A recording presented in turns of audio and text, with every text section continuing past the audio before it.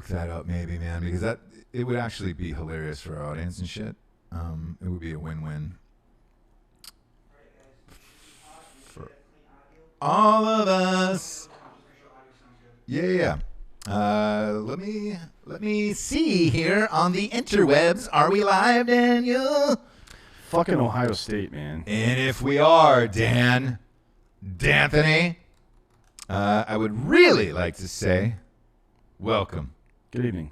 Welcome, D'Anthony. Ohio State is fucking me against the spread again this year already. I know. God damn it, dude. We'll talk about it in a moment. If we're live, we're live. Do you have a link? You pull it up. Good.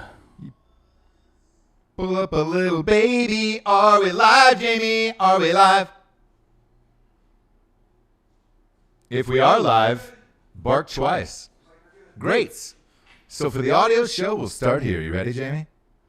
Yes, sir. Welcome to Drinkin Bros Sports Companion Show. Anybody watching the live video feed on YouTube, where we usually go live with this show, is getting a boner right now. Big old bone. I got to see how it works behind the scenes. See all the action. See all the sex. I'm hopped up off the kill cliff, my man. Same, yeah. I got the recover. What do you got? Ignite. I needed some energy this morning because all the bullshit that the SEC pulled this weekend killed my spirits. Okay, but it really bombed you out. Huh? Although I won on most of the bottoms spreads, you out, but whatever. Yeah, whenever I'm drinking this shit, man, I fucking get weird on it, dude. I like it. I like it a lot. SEC was less than impressive this weekend. Yeah, Anthony. they sucked donkey ass. Man. The worst. This is a big weekend for Vegas, big weekend for my bookie. Yep. We got fucking hammered this week, and we're going to chat about it. Let's start with the SEC, Dan. Tennessee. They were not the only 10 I saw. No, they were not. They were. Do you get it? They were about 5 a C, maybe 4 a C. They were half a football team is what they were. And they were fucking terrible. They got beat by Georgia State. I feel bad for their fans. I feel bad for all the beautiful women of Tennessee. There are quite a few, yeah. Whew. Man, look, again, ladies. man, I went off on a rant on this during the college prediction show, and I said it is great for college football when Tennessee is awesome, and I wish they would come back, and that is over within the first 36 hours of the football season. They are no longer a school that you can care about as far as athletics go. I thought you were revoking their fucking license to be a school. No, but look, it's weird when you go to a fucking school that is best known for women's basketball now. Like when you say, oh, you went to University of Tennessee, every single person is like, oh, they have a great women's basketball team. I get it, but even if they had been mediocre the last 20 years because of what's her name, Pat Summitt. Yep. They would still, because she's the best. Her and Gino are the best women's college She's basketball the best coaches. coach of all time. Look, I have a thing with men coaching women's sports. It's a little weird, yeah, but it's real fucking you can't argue weird with the results from that guy. You can't, but let's go with Pat Summitt, dude. Lady on lady, you know? Lady on lady. Is that how that song goes? Shit. Nah, it's not. But if you are a Tennessee Volunteers fan, you should volunteer your season tickets to the Needy. I don't think the Needy want to watch that shit. You don't need to be there at all to watch the rest of that. You might as well pull over and stare at a car crash on the side of the road, because that's what your season is. I like car crashes. There's nothing you can even do about it now. I didn't think Bama looked that great either. We're going to stick with the SEC here and go down the line. 0 points in the first quarter. They didn't score till the second. Correct. And it was relatively close.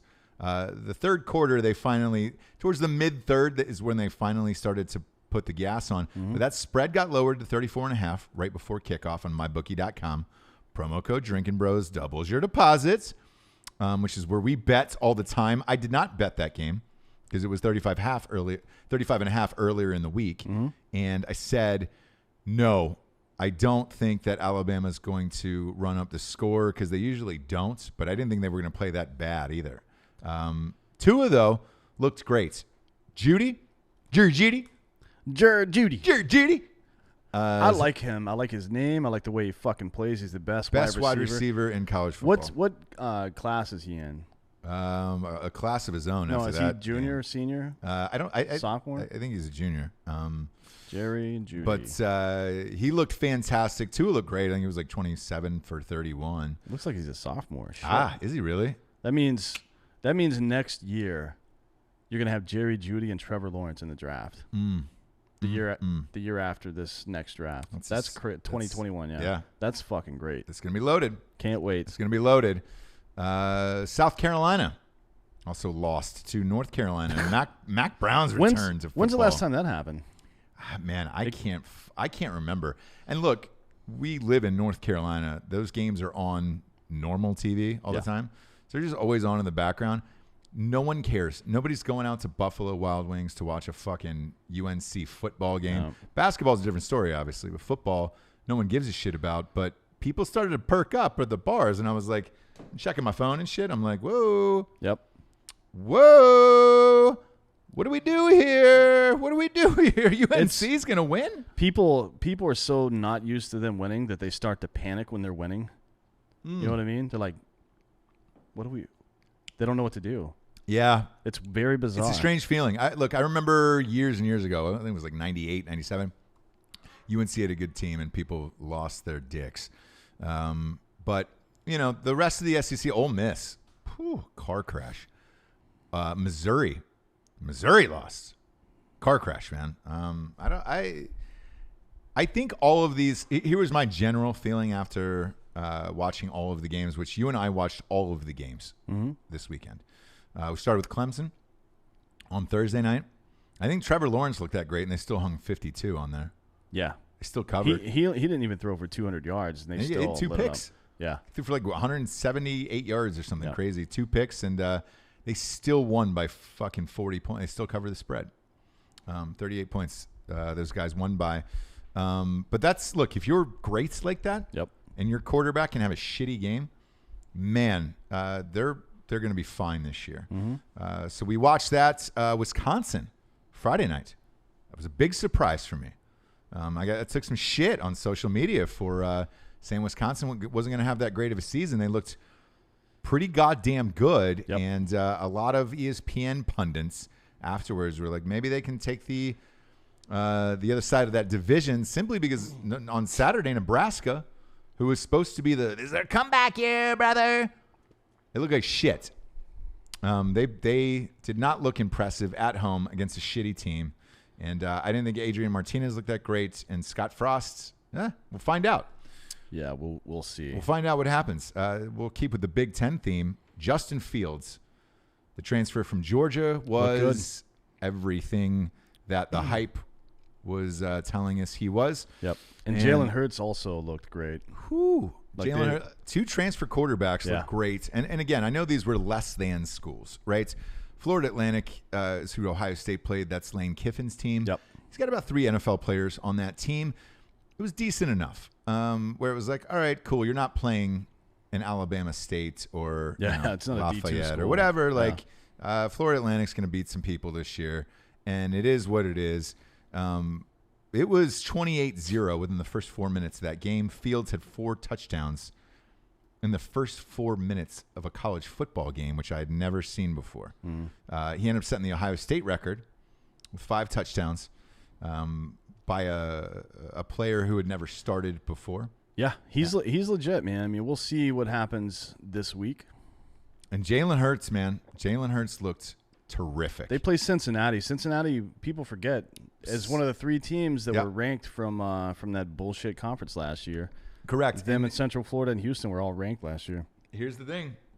Cincinnati beat UCLA last week. And they score points, man. Score points. And their old coach is Ohio State's old coach. Luke Fickell. And you can see it in this spread. We'll get to the spreads in a minute, but it's only 16. Yes, because it's going to be a tough game. Cincinnati has a good football team, man, and they have for the last 3 or 4 years. So, me personally as a fan, I'm amped, right? Because you played Florida Atlantic. That is what it is.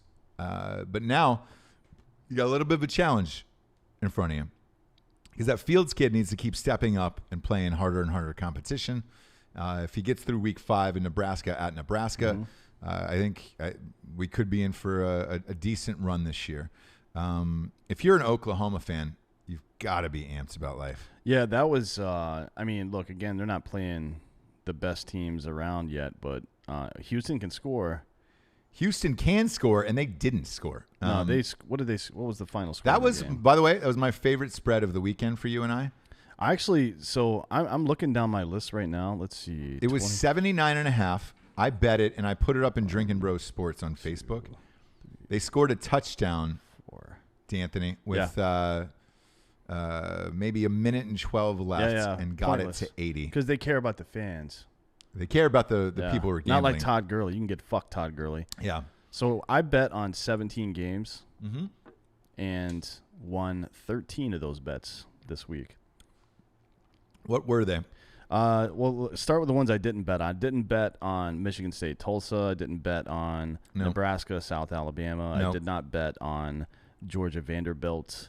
And I did not bet on... I did. I took Georgia in that one. I didn't bet on Michigan, Middle Tennessee. I also didn't bet on Washington State, New Mexico. But I won Clemson, Miami, Texas A&M, Utah, Wisconsin. Or no, I didn't win Wisconsin. Alabama, Stanford, Syracuse, LSU, Iowa, Texas, the under on Oklahoma State, because I bet it at 82.5 when it first came out. Bet the under on Oklahoma and Houston and Louisville. Won all those. So, not afraid to pull my pants down, show my ass.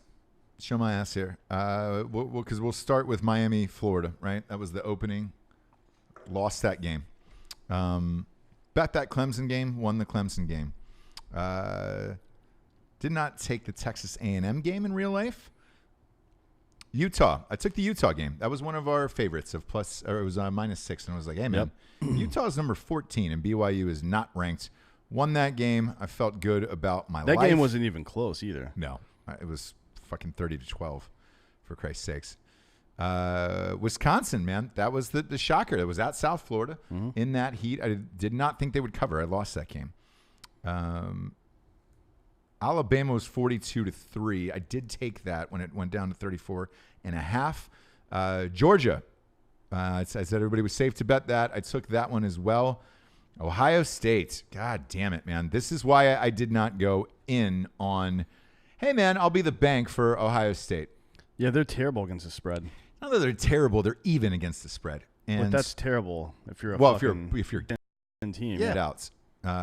So yeah, I lost the Ohio State game. I got a little too excited about that. I'm not terribly big on spreads that big, anyways. I did it because it was Ohio State, but I didn't in a lot of these. LSU game didn't have a spread because they played Georgia Southern, which is not a real school. But Burrow looked great in that. 5 touchdowns for him in that. Michigan, man, I always get the Michigan spreads wrong, and I would have again had I bet that, and I didn't. Texas, we won. Can we bring us to this? Will bring us to the biggest disappointment of the week for me. Oregon. Again, Dear Oregon, I will never, ever bet on your fucking shitty 9,000 fucking Nike comboed uniform team again. Yeah, fuck those guys. I mean, your hair looks like that right now because of Oregon. Yeah. I mean, Jesus Christ. The Steve called bad beats. We're gonna have to come up with our own on that one. Yeah. On these bad beats like this, because that was a really, really bad beat, and I was not alone in this. Everybody took Oregon in this. Yeah. It was 21-20. I don't know how closely you watched the end of that game. Oregon was housing them the entire game. Oh yeah. 21-3 in the third quarter, and everybody was like, "Oh my God, Auburn's gonna fucking complete the SEC, abomination of the weekend." I certainly thought so. 21-3, no big deal. I might have tuned into some porn, a JOI sesh, just to do it because I was bored with this game. And then Auburn started mounting a comeback, and I was like, all right. Okay. Is it? Then they got down to it was like 17 seconds left. They could have kicked a 35-yard field goal instead, and that would have covered for me because Oregon was getting 4 points, right? It would have covered for me. It would have been a beautiful, beautiful 23-21 victory for Auburn. Congratulations. I would have been fine with that. But this motherfucker decides to chuck it up to a receiver on the 5-yard line, and he's got no timeouts left. It's a real Seattle Seahawks move right there. He's got no timeouts left. If he gets tackled in bounds like that, it's over. Game's over. Yeah. Not only do you lose, which would derail your season anyways, but spread's out the window. That was a real fuckery, and I am done betting on Oregon this year. To me, that's bad coaching in general from Oregon's standpoint. Like, if you're up like that and then the game slips away in college, maybe not in the NFL, but in college, that is bad coaching. And as we've said a million times, college football is all about good coaching. So I would never bet on Oregon again. Me, personally, I am all done betting on Oregon Not forever. until they change the staff. And we're all done with that. Washington looked good in their return. Had that. Penn State did not bet, but they hung 79 points. I honestly kind of shocked by that. I didn't like Idaho's not a great team or anything, but 79 points that's like you score on pretty much every fucking possession. Yes, that is 11 touchdowns, and no one expected that with McSorley, in the NFL sort of now. I mean, he looked good in preseason actually in the NFL. Yeah, but he'll never see the field. But anyways. Iowa ended up covering. Iowa State did not. The Cyclones looked terrible. They went to triple overtime against Northern Iowa. Yep. I don't know what was happening there. But the other one that we bet on and won big was this Syracuse Liberty game. Oh, yeah, I had that one all the way. We talked about this on the last show. Why was that spread at 18 points? I have no idea. Because what was the final? It was like 22? It was 24-0, right? 20. But Syracuse kind of stopped. I watched the fourth quarter of that game. Oh, yeah. They just kind of stopped playing. And, the over-under that game was 68. Was it really? Yeah. Man, it was a strange game all the way around. But very strange. Won that one pretty handily. And oddly enough, Syracuse is playing Maryland this week, and Maryland is favored to win the game. Yeah, which we'll get into. So bizarre. Nebraska, I did not think looked that great. Out of there against South Alabama. What did they win by? 1 score? Nah, 2 scores, man. And that was relatively close for the first half. Wait, where's this game? The other one that fucked me, man, was this Northwestern Stanford game. I won that one too. Boy, you know how that fucked me, right? Did you see how that ended? I know that Stanford scored with not a whole lot of time. Was it a 2-yard touchdown pass or something at the end of the game? No. Northwestern actually fumbled the ball when it was 10-7, right? Spread was 6. It was going to be great. Fumbled the ball into the end zone. There was only 2 linemen there for Northwestern. All they had to do was fall on the ball. It's about 17 seconds left. Oh, they pulled game is over. The old Cowboys move. Beefed it. Stanford fell on the ball and covered this spread with like 30. I think it was 35 seconds left. Was it not the? What was the last score? I don't remember now. It was a touchdown because they fell on the ball in the fucking end zone. It was in the end zone. Okay, yeah. The ball was in the end zone.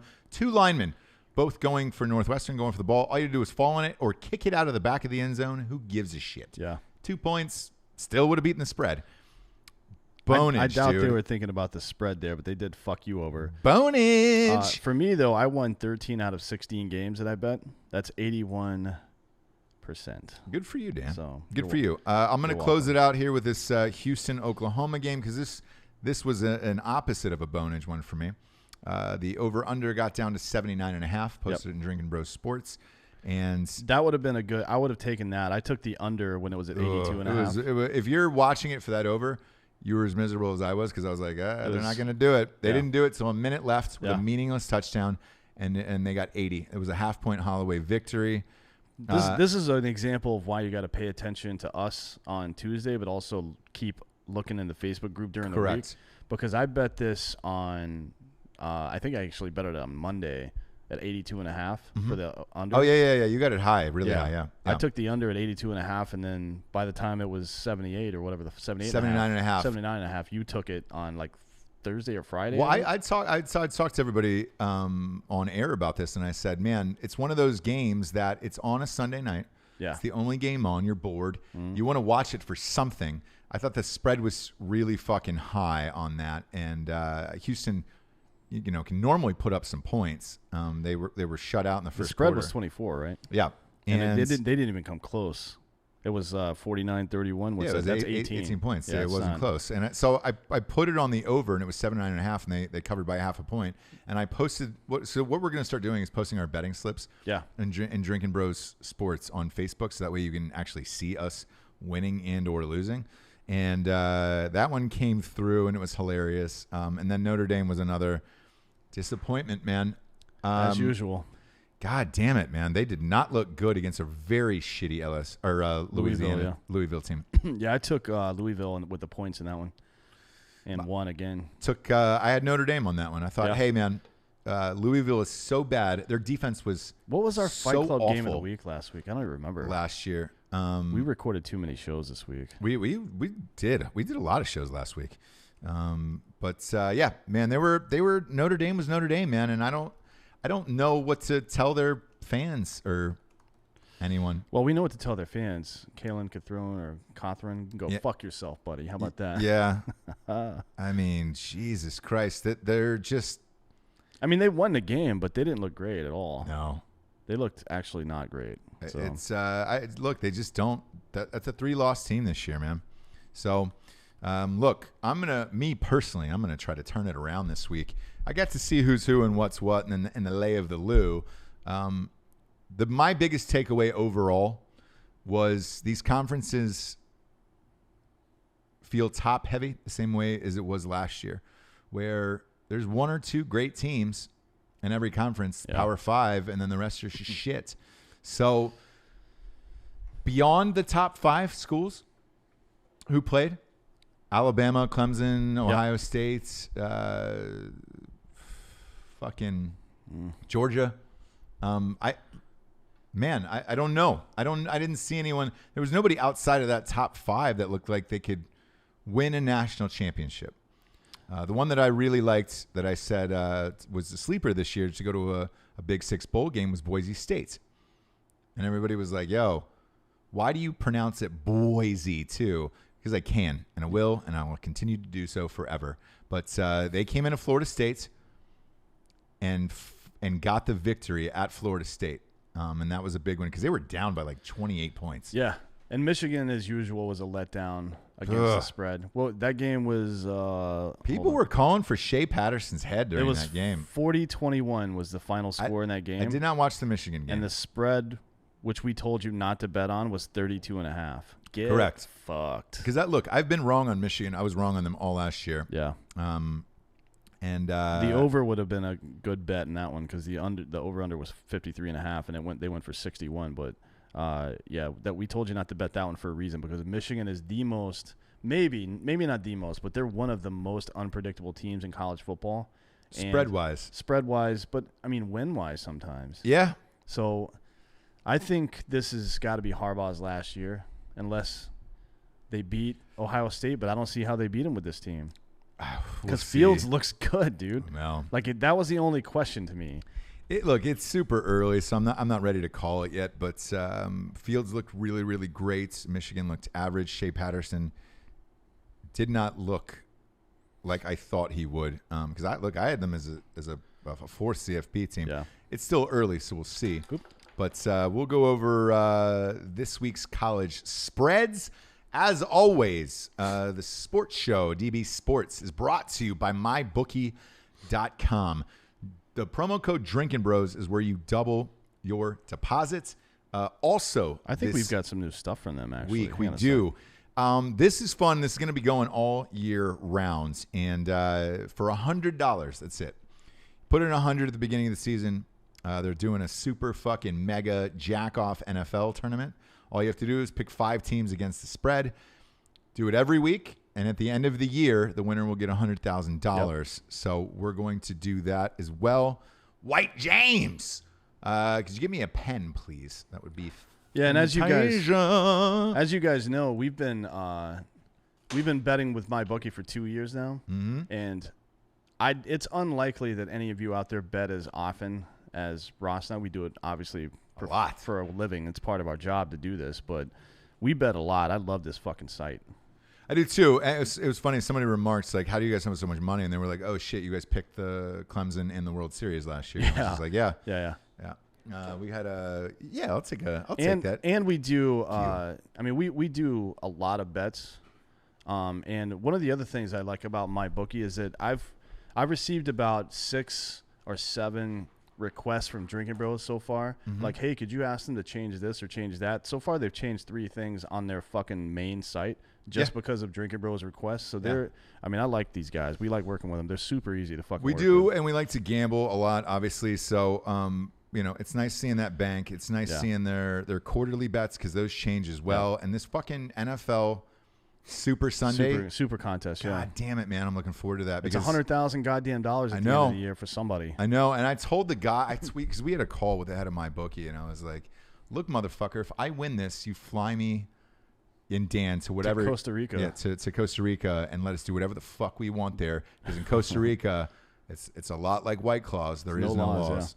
No laws. Yeah, and you know what? Also, I like seeing is all the people, like I think Craig Dulesky did it this week, and I can't remember who else it was. One other guy just took all of our picks and bet a parlay on the best ones out of it.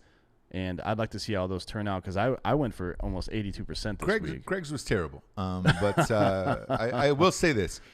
With anything with gambling and everything else, like use your own personal knowledge mixed with ours. Like go with your heart and mind on this one. And go with what's the most up to date too. Yeah, because look, you also have your favorite teams at home. Right. Yeah. So, and by all means, I'm encouraging you to, if I bet against your favorite team and you love them, pick it, man.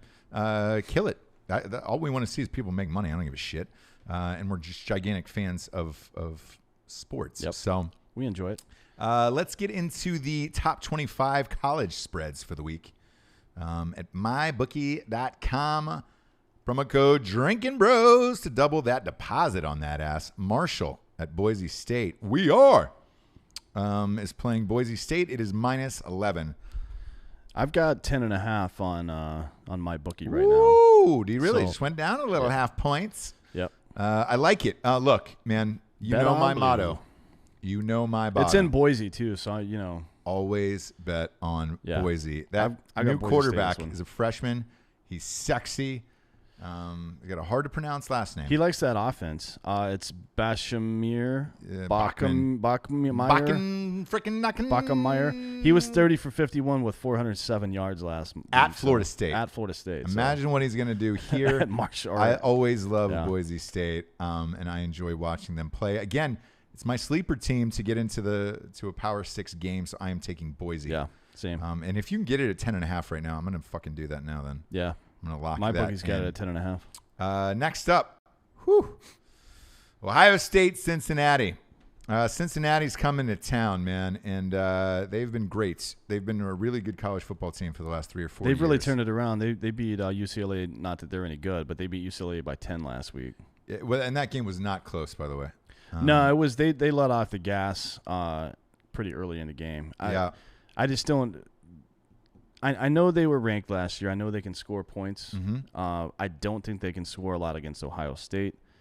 The predicted, just based on the Vegas lines, predicted score is like 36-19 or 37-20 or something like that. Right. I'm going to go with Ohio State on this one. I think they'll do it. So I'm going to pick Ohio State on this one, obviously, as well. Not because I'm a homer, but because the spread is 16. It's super low. I think this is a 17-point game. I really do. I think it's a 20-point game, but yeah, either way. I honestly, no lie, before I saw this spread when we came in today, I had this as a 38-21 game in my head, and that could be a Rostradamus prediction, but without even looking at the spread. And I said to myself, if it's over 17, I'm not going to take it. It is currently under, therefore I am going to take it. The next one is tough, man. Here's my thing on this. I think Michigan is going to try some different schemes out this week. It's Army. I think it's a test at Michigan. Yeah, I think they're going to use this game as a test. So a 22.5 spread. I don't bet this. I think one, Michigan has been too inconsistent going back for the last several years, and two, I honestly think that they're going to use this game as a fucking test to get warmed up for Wisconsin next week. I don't think they're going to take this game all that seriously. I think this is going to be a 3-score game, but it's probably 17 points and not 21. That's my guess. But it's 22.5, so either way. I'm going to take Army with the 21 points, and I'm going to say it's simply for the reason of that offense. Mm-hmm. Army's offense is always all over the goddamn place. It's weird. And it's hard. It's like a knuckleball pitcher, man. Yeah. You only see an offense like that once a year, and it's really hard to prepare for, especially when you're thinking about Wisconsin after this, right? Yeah. And Michigan gave up 21 points to fucking Middle Tennessee last week. Yeah. So I'm gonna take Army in this one. Yeah, I got that one too. Next up, we got Rutgers at Iowa. There's no spread on. There's nothing on ESPN. My bookie's got it at 19.5. 19.5 right now. Yep. So they're expecting a 35-15 game, something like that. I'm taking Iowa then. Iowa wins by 21 plus. Yeah, I am agree. good on that. I think Iowa's sure. pretty legit Rutgers this year. is an awful, awful football team. Yeah. I mean, it's the goddamn worst. It's not great. They shouldn't even be in the Big Ten, to be honest with you. They shouldn't even be in football at all. Probably really. not. It's embarrassing. It's a lacrosse school. So look, if you love lacrosse, go to Rutgers. If you're in any other sport, do not fucking do it. I'm out of the Rutgers. Yes, Craig Dulaski, you're welcome. Iowa is going to win that. Syracuse and Maryland.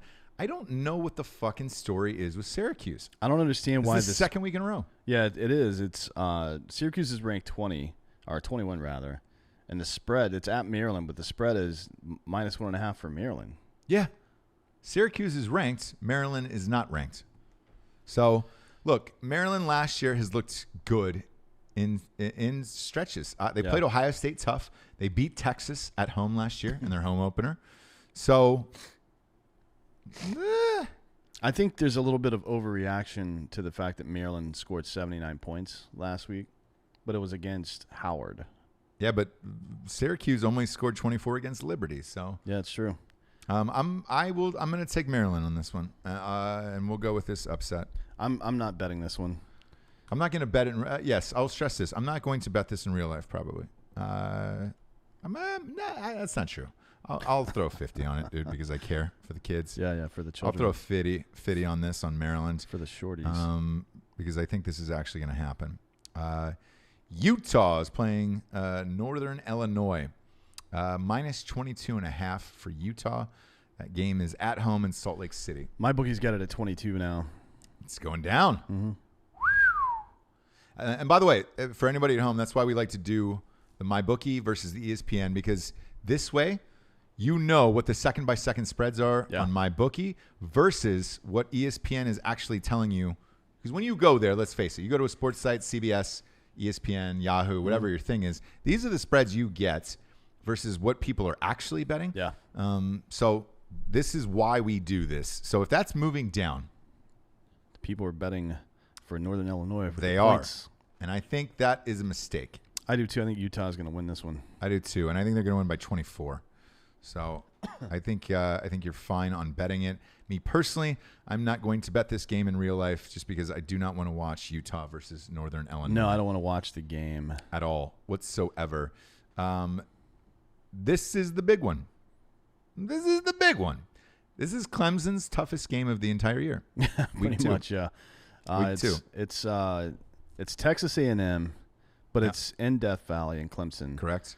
17 is the spread. I'm taking Clemson all the fucking way in this one. There's no fucking chance that A&M is going to get close to them. So, by the way, D'Anthony, ESPN has got this 17.5, so there is a lot of people betting Texas A&M. Oh, yeah. There's a lot of – it's funny how it happens. There's a lot of Alabama haters out there. Mm-hmm. And now there's Clemson haters are starting to develop because of their dominance over the last couple of years, and it's irrational. Bet dispassionately. I don't give a shit who you like or who you don't like. If it's money, those are numbers. Right. Bet the fucking numbers. Dude, there's a reason I fucking went 81% last week. So I just pay attention to the data. I'm with you. I think they're gonna get they're gonna tune it up this week. This is a statement game for Trevor Lawrence too, by the way. Yeah, because he looked less than impressive last week. Yeah. He looked okay for an opening game. There's no college preseason really, so not against Georgia Tech though. But yeah, I'm with you. I think Clemson wins by Fuck, man, I think they win by 28. Yeah, I would say it's. I think they really turn it up. I think it's 24-28, something like that. I think they really turn it up, man. It may even be worse. I could see them putting up 60 in this game, to be honest. And that's a 3:30 game in the afternoon. I wonder if they'll bump that up for this fake hurricane they keep telling us about. We'll find out. Because that'd be a great night game. Why isn't that the night game? I have no idea. What is the night game? Nah, I'm kidding. The night game will be there. Texas LSU, my man.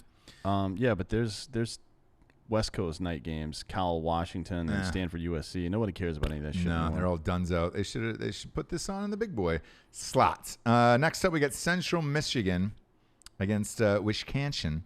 Wisconsin's finally got a little respect. Yeah, that's in Wisconsin. It is. Central Michigan is terrible. Spread is 35. Look, man, I don't know about this. The over-under is 51.5. That's a 43-9 game, basically. Yeah, man. I just a 35 spread for Wisconsin, I mean, is a lot for me to get behind. I wasn't behind it last week, and I missed it because they ended up housing somebody. Yeah. But you look, you can bet this if you want. 35 is so high. This is too many points for me to do. I did it with Bama because it dropped down, and I just I wanted to.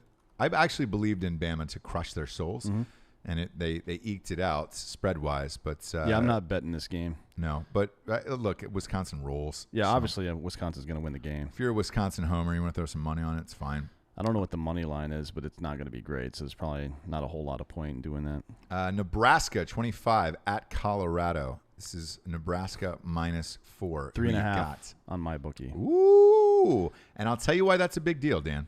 That it went down 0.5 point already. I am taking Colorado in this game. A lot of people are. So I think Colorado. I didn't think Nebraska looked that great. Colorado is a gritty team to play every year. They've got a great set of fucking students up there who go nuts for these games.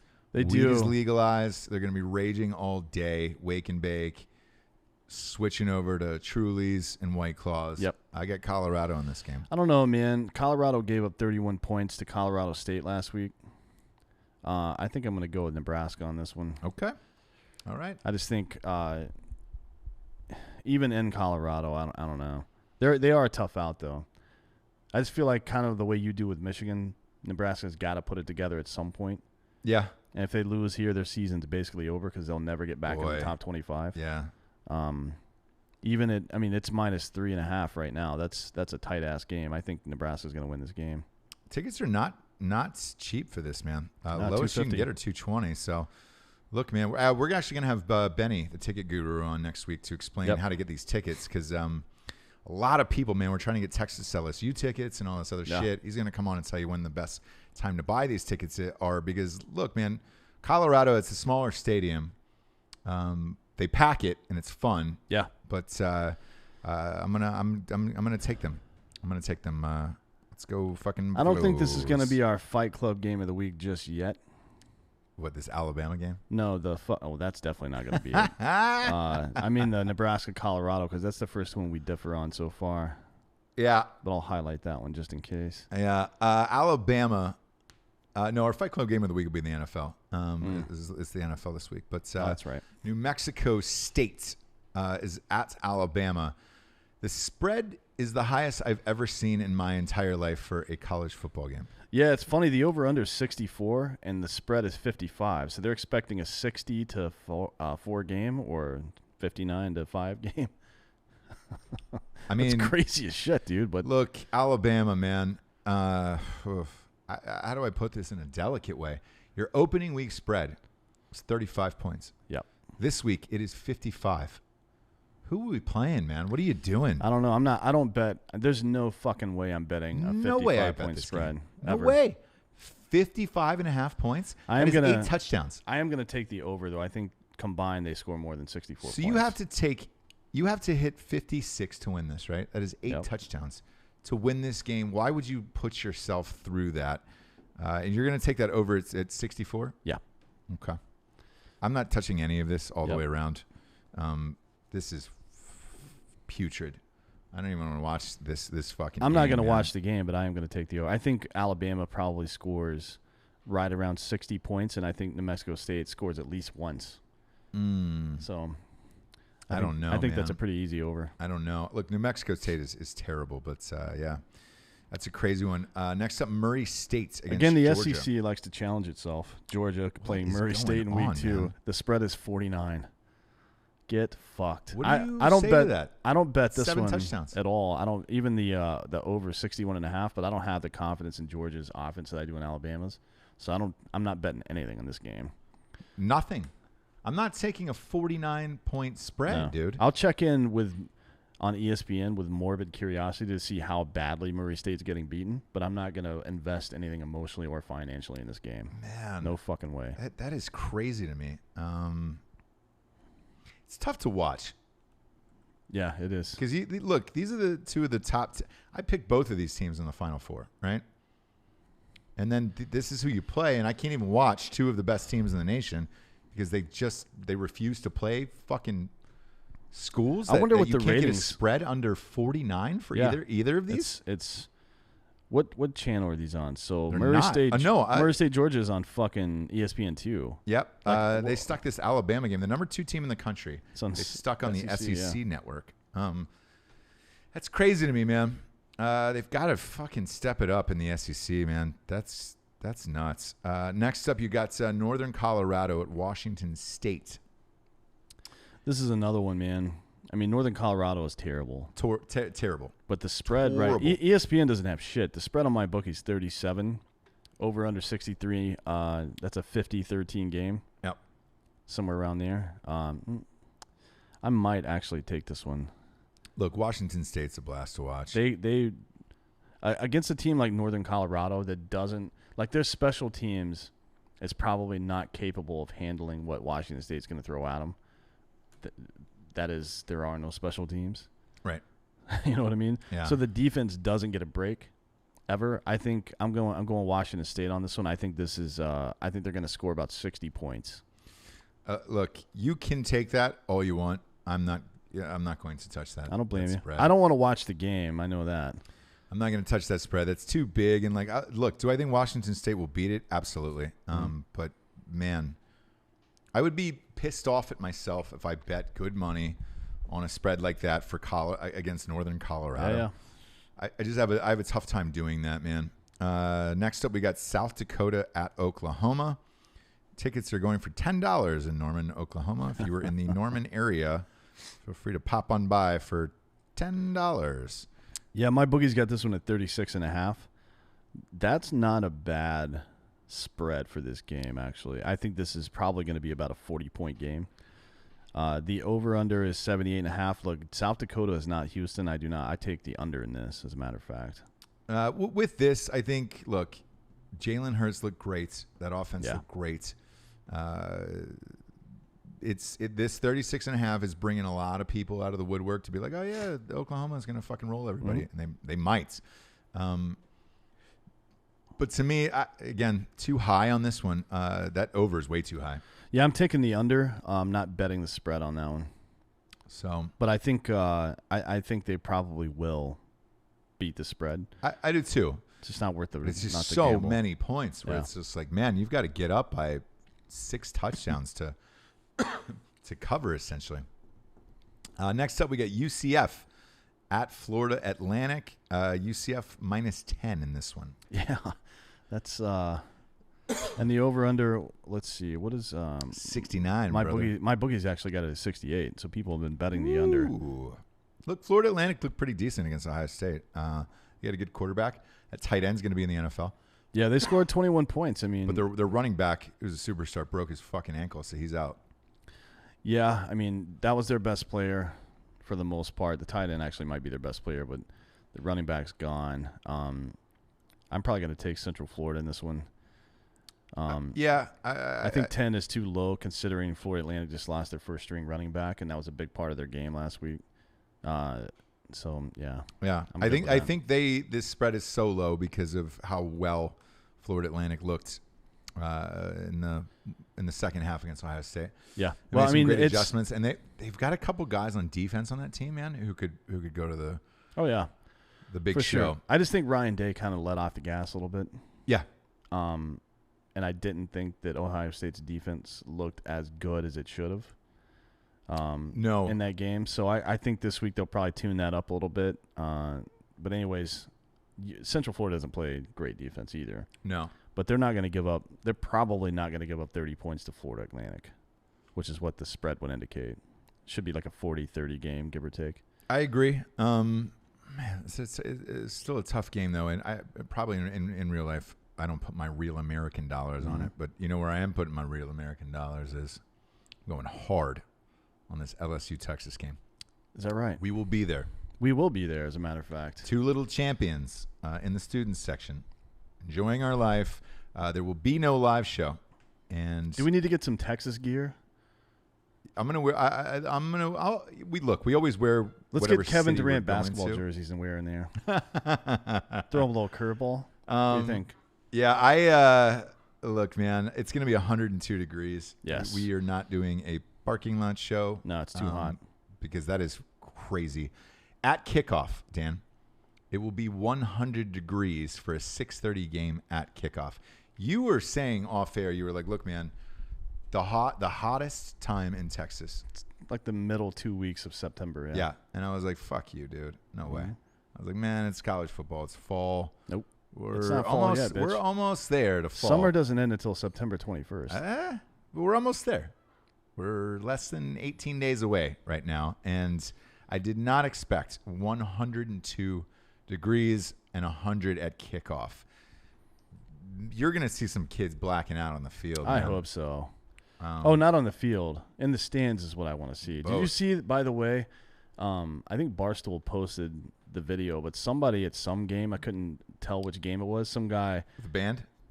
No. Blacked out on I the saw field, that, and people just walked over him. Yeah, yeah, that was pretty funny. No, this guy was clearly very, very drunk, and they had him on a stretcher going up the stadium steps. Oh, yeah. I don't know what game it was, but I think every college stadium you're good for one of those. Oh yeah, especially opening weekend, you get way too amped up. Excuse me. Yeah, and this game is going to be hot as fuck. Everybody's going to be drunk. It's going to be crazy. I am taking Texas in this game with the 5.5 points. Same. I take Texas to win this game.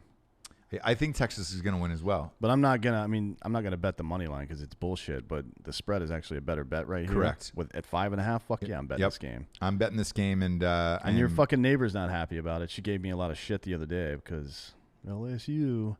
But look, it's the SEC pride. It's not a sandwich contest. All right. Yeah. If it was a sandwich contest, Tony would win. LSU would win. Yes. But it's not. It's a football game. An actual football game with rubber and pigskin wrapped around it. So, look, I'm going Texas, man. I like Texas this year. You've got them in your final four for the college football playoffs. Although I will say Joe Burrow looked really good last week. He did. But, you don't know when you're playing these shitty schools. Yeah. And second game of the year, man. This is a big boy test. I love this. This is fucking kudos to LSU for scheduling this game. 100%, man. And Texas. And LSU, if you look at their schedule, they've got a really difficult schedule this year. They out of the fucking top 10 teams, they probably have the hardest FBS. Oh, yeah. Schedule, Texas A&M, but. Yeah, but they're not top 10. No. They're 12th. Boy, they're just out there, aren't they? They don't give a shit, dude. They do that every year. Texas A&M every year schedules that kind of thing. Crazy. But, yeah, that'll be a blast to go to. We're not doing a live show because the over-under is 55. So you're expecting something like a 30-25 game or a 31-25 game, something like that.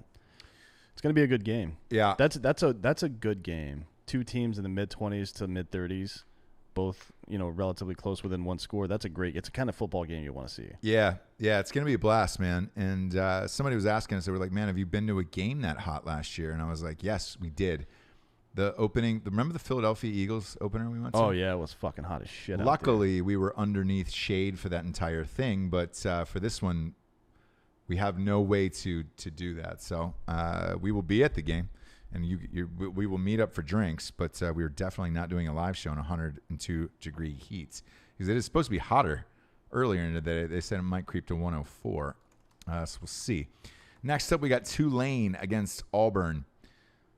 Oof, look, man, Auburn pulled that game out of their ass. I thought they looked like shit that entire game. Yeah.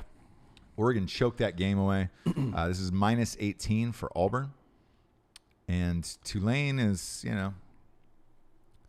I don't know what Tulane is. Tulane's they're a Louisiana team who has shown up occasionally here and there, but I don't really know enough about Tulane to bet this game, to be honest. I think you're fine taking. I think Auburn wins by 3 touchdowns, and it's fine. It's just Auburn's style of play. Yeah. With running the ball. Look, Oregon had them figured out the entire game. Right. That kid, if that kid chucks up, that doesn't make that pass.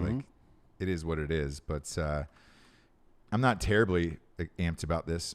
Majority of my money is going on Texas this week. Yep. Next up, Florida against University of Tennessee Martin. Man, these SEC games are just crazy to me. Besides LSU, what the fuck is going on? I don't know. What is University of Tennessee Martin?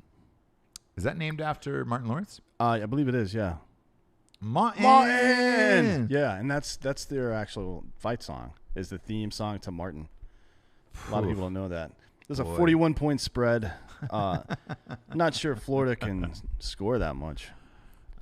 They probably can. And look, that kid Franks had promised before the year started, hey, I'm going to drop 50 on every team. He looks like the kind of guy that should be good at quarterback, but isn't. You know what I mean? He looks like a college quarterback. Like a Mariota. He looks like a guy that would be good, and then when you test him, he's not that great. He looks like you plucked him out of the window of quarterbacks, and he sucks. So I don't know, man. Bet Florida at your own risk this year. I do not believe in this quarterback after seeing him in person. Yeah, I thought he looked fucking awful. He was inaccurate. He didn't read his progressions very well. Nothing about his game as a fucking pocket passer looked very good. No, and he definitely will not be an NFL player. No, he looks like a shittier Dak Prescott, to be honest. Yeah. To me, passing wise, his passes kind of float up and to the right a lot. We were there. We watched every fucking pass he threw. And it helps when you go there because you're like, oh, I mean, we were in the fucking front row. And it really helps because you're like, man, that kid is literally just missing every fucking open player. Oh, yeah. I mean, it was. Even the passes he was completing, none of them were in the numbers. No. And the way he goes through his progressions, it's very slow and deliberate. And it's like, man, the defense can read his eyes on shit like that. So bet Florida at your own risk this year. Same with Oregon. Buffalo at Penn State. Penn State hung 79 this week. That's a big boy number, but so is 29.5 for a spread. 29.5 minus 29.5 for Penn State. Buffalo, man, look, they have played some teams decently in the past. They have. Still, I'm going to take this with Penn State. Look, after rocking 79, it's hard to say no to that one. That's your team, yeah. You might as well, but we'll see. Maybe a little overconfidence after such a great week there at Penn State. I'm going to back away from a 30-point spread, though. Mm-hmm. Next up, Nevada at Oregon. They only fell 5 slots after that. It should be a lot more. Spread is minus 23, Oregon. I'm going to bet against Oregon on that. I'm not betting on Oregon at all. I'm not either this year. And Herbert does not look like the first pick in the draft. So fuck no. You can get fucked with that whole notion to me. They should have destroyed that Auburn team, and they did not. Nevada, look, they could show up, man, and they could beat this spread. So how fucking funny would that be? Great. It'd be fucking great. I mean, look, the way that Oregon has treated us the last 2 years. Yeah, Nevada beat Purdue, and Purdue's not a bad team. I've lost too much fucking money believing in Oregon that this was their year, and I didn't go there. I have no affiliation with Oregon whatsoever. Well, your hair, but that's None. Well, because I lost a goddamn bet on Oregon. Correct, yes. Not covering. So I am done with Oregon for life. Dunzo. Fuck you, Oregon. Yeah. Actually, you know what? Oregon is. People have been asking me to do a get fucked of the week for sports. Mm-hmm. Oregon is my get fucked of the week. Yes. Fuck you, Oregon. 100%. You've lost us like $5,000 goddamn dollars the last 2 years. Fuck you guys. Boy, I had 500 on that game. Yeah, I know. Just keeps adding a lot of up. money on it's that fucking ridiculous. Man, I was certain everybody was, man. Everybody in Vegas was betting that too. Next up, we got Western Michigan against Michigan State. It's a lower spread than I would have anticipated. Yeah, man. I mean, look. Minus 16? 16. That's not much. That's a 32-15, 32-16 game, 31-15 game, thereabouts. That's not a lot of points for either one of those guys. Well, look, the over-under is only 46.5. Yeah. So, I think Michigan State probably wins by 17 for real. Yep. And I think that spread is exactly where it should be. And I'll throw a little bit of money on Michigan State. Yeah, I'm taking Michigan State just because some Michigan team has to win at some point. And cover. Yeah, and cover a fucking spread. Cover the spread. California against Washington. Washington looked better than expected last week. They did, and it's in Washington. Cal is Cal. You know, not great. I'm going to take Washington in this one. It's a real cock tease on this spread, minus 14 on this. And the reason why I say that is it's just above a 2-score spread to me. If you're gonna bet this, I say bet it now because it's gonna go up. I think people are gonna bet Washington in this, and it's gonna go up to 14.5 pretty soon. So I would, if you're gonna bet on it, I would lock it in. If you get it at 14 and they win by 14, it's a push and you get your money back. Yep. So there was a couple people who were asking me at home what happens if you tie the spread. Yeah. It's a push and you get your money back and you can live to fight another day. So I think you're fine here at 14 for Washington. I really do. I'll be taking it right after the game is over or after the show is over. Yep. Next up, we got Stanford against USC. My bookie's got this at 2.5 right now. ESPN doesn't have anything. Is there an injury here? What's going on? Yes, there is an injury. USC lost its quarterback for the year. JT Daniels? Yes. Oh, shit. Yeah. So he is out for the season and torn ACL, gone. So I don't know who their quarterback is. What I would recommend is this. Nothing. Jumping on this game now because if at 2.5, all of their heart and pride was in that quarterback, he's gone for the year. I don't know their backups. Obviously, neither does anybody else because this spread is kind of just hanging there in the win at 2.5. With that, I think Stanford probably wins it by a field goal or more, and I think you're okay to take Stanford. I feel bad for that kid at USC, but I bet you the USC fans are amped because they'll probably get Urban Meyer out of the deal. Yeah, probably, yeah. Because they're going to be headed for a real shitty year now that he is gone. Before we get to the NFL spreads, I want to thank our other sponsor, our chief sponsor, ghostbed.com/Drinkin Bros. You need a mattress? Get a mattress. Need some pillows? Fuck some pillows. Go to ghostbed.com/Drinkin Bros today and lay down on a mattress. Put your dick out. Get an extra pillow for your gun. Ghostbed.com/Drinkin Bros. Gives you the deals. The deals. If you're military or first responder, you get 15% off the entire store. Everything, including the adjustable bases, which are way better than like the Craftmatic shit. They've got USB ports, flashlights, all that bullshit. Finest mattresses on the planet. We love them more than life. We've got a million of them. If you're a regular civilian like myself, regular human, they get $200 off the Ghost Lux mattress, $100 off that Classico, and they're giving away free pillows this month. So get them shits, especially if you're having a hurricane party along the coast. You can bang on them. As always, at ghostbed.com/Drinkin Bros, there is a 36-month pay-as-you-go, no-interest program. No one on the interwebs is offering that shit. So fucking do it at ghostbed.com/Drinkin Bros. And then we got dollarshaveclub.com/Drinkin Bros. Man, coming out of the gates. Jamie, can you shift over to over to D'Anthony's here? There we go. Look at those the products, man. Look what they're coming in now. Like this is top of the line fucking shaving products across the board. They're back and they're better than ever. If you have not tried Dollar Shave Club in a while, you're going to be in for a fucking huge surprise. I know I was. I hadn't had them in a long time, man. When they pitched the show, I said, look, man, send me the fucking products first because we always test this shit out. I love them goddamn shits. And right now, they're saying, hey, we're back. And if you don't believe us, for $5, type in the promo code Drinkin Bros, $5. You get to try a sampler package of all of their shit.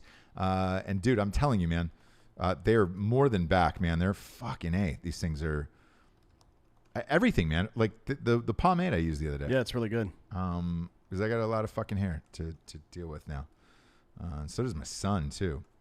No, he's got good hair. He's got great hair. And then look, they're razors, shavers, the fucking beard oils, all that shit, D'Anthony. I love the beard oil. Yeah.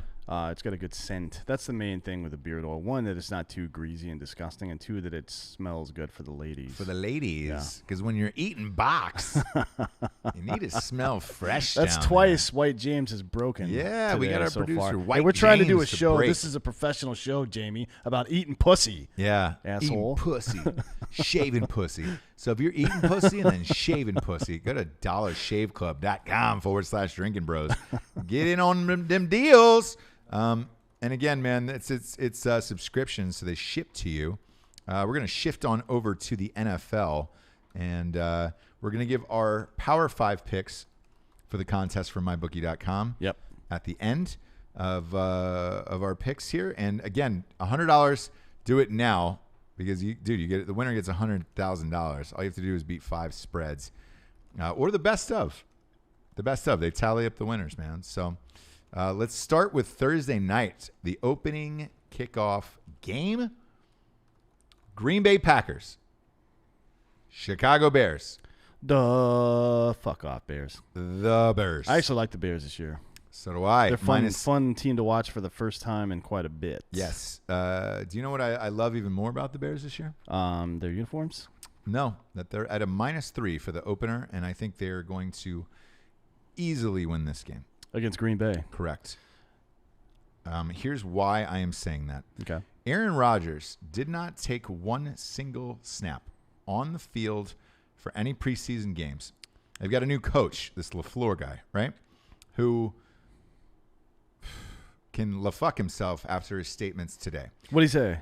Today he said, I'm going to let Aaron Rodgers have the fucking green light at the line of scrimmage. If he wants to change any play, he can change any play he wants. That's not what a coach says to the press. It's not entirely atypical. Yeah, you usually don't say it, but I imagine that Peyton Manning probably had that authority whenever, right? Maybe. But you don't say it to the press. I've never heard it spoken, so I don't know, to be honest with you. That's the first time I've ever heard a coach at a press conference say that. And you might as well have said, hey, man, you can have prima nocta on my fucking wife, dude. Look. He's going Tyronn Lue style. Yeah. That's how it is now. Oh, we got a fucking emergency alert. Yeah, we're getting hurricane alerts for the 20-mile-per-hour wind. Hurricane alert for the Cat 1. My fucking boner's at a Cat 5, dude. Yeah. Jesus Christ. No need to blow up my shit for that, dude. It's a fucking Amber Alert. Don't buzz me, bro. I can look outside and see the fucking weather. I'm taking the Bears all the way in this one, man. Yeah, it's in Chicago. I mean, look, I don't think anybody expects Green Bay to win this game. Maybe Green Bay does, but I don't think anybody else does. There was a couple pickers on ESPN that said, hey, no, fucking Green Bay by 7. No, I do not, man. And I don't believe in this Bears hangover the way some other people are talking about it. And I'll tell you why. Mm-hmm. With the Falcons and their fucking devastating loss to the Patriots. Yeah, they came back and Matt Ryan had the best season of his career. Well, but here's the thing, man. I thought it was demoralizing. That's a demoralizing loss. Excuse me. That I didn't think they could come back from and get to the Super Bowl with for a very long time because of the way they lost, and it was a really bad loss. Now with Chicago, here is the difference in their loss in the playoffs. It was a fucking the double doinker. Yeah. I'll never forget. It was like that Kawhi Leonard jump shot from the corner, man. Yeah. Like bump. Ooh, shit. I'll never forget Chris Collinsworth calling it the double doinker. I hate him so much. Same. And that's different, man, because as a team, you go into the locker room after a loss like that, and you can say, hey, man, our kicker lost the fucking game for us. Yeah. Wasn't us. Wasn't the offense or the defense. Our kicker lost the fucking game for us. I think you're able to regroup and have a strong season after that. And look, Chicago is a defense-driven team anyway. A loss like that is not going to fuck with their chemistry. No. It's not. Khalil Mack is the leader of that team, defense. Yeah. And look, man, I wish Chicago would have gotten picked up some wide receivers in the offseason. Yeah, well. But alas, I think Trubisky is great. Yeah, he's looking all right. I think he's great, and they're at home, and the defense is nasty. And, they had that fucking heartbreaker. Remember when Aaron Rodgers tore their hearts out last year in that fucking game? I think they get revenge, and they win this game, and I'm taking this big. I'm with Chicago on this one. Also, Chris Collinsworth, he's the worst. The worst human. He's like the Don Lemon of the NFL. Yeah. I hate him. Look, first up on Sunday, because this is a Thursday night game, so that'll be popping off fantasy-wise, dude.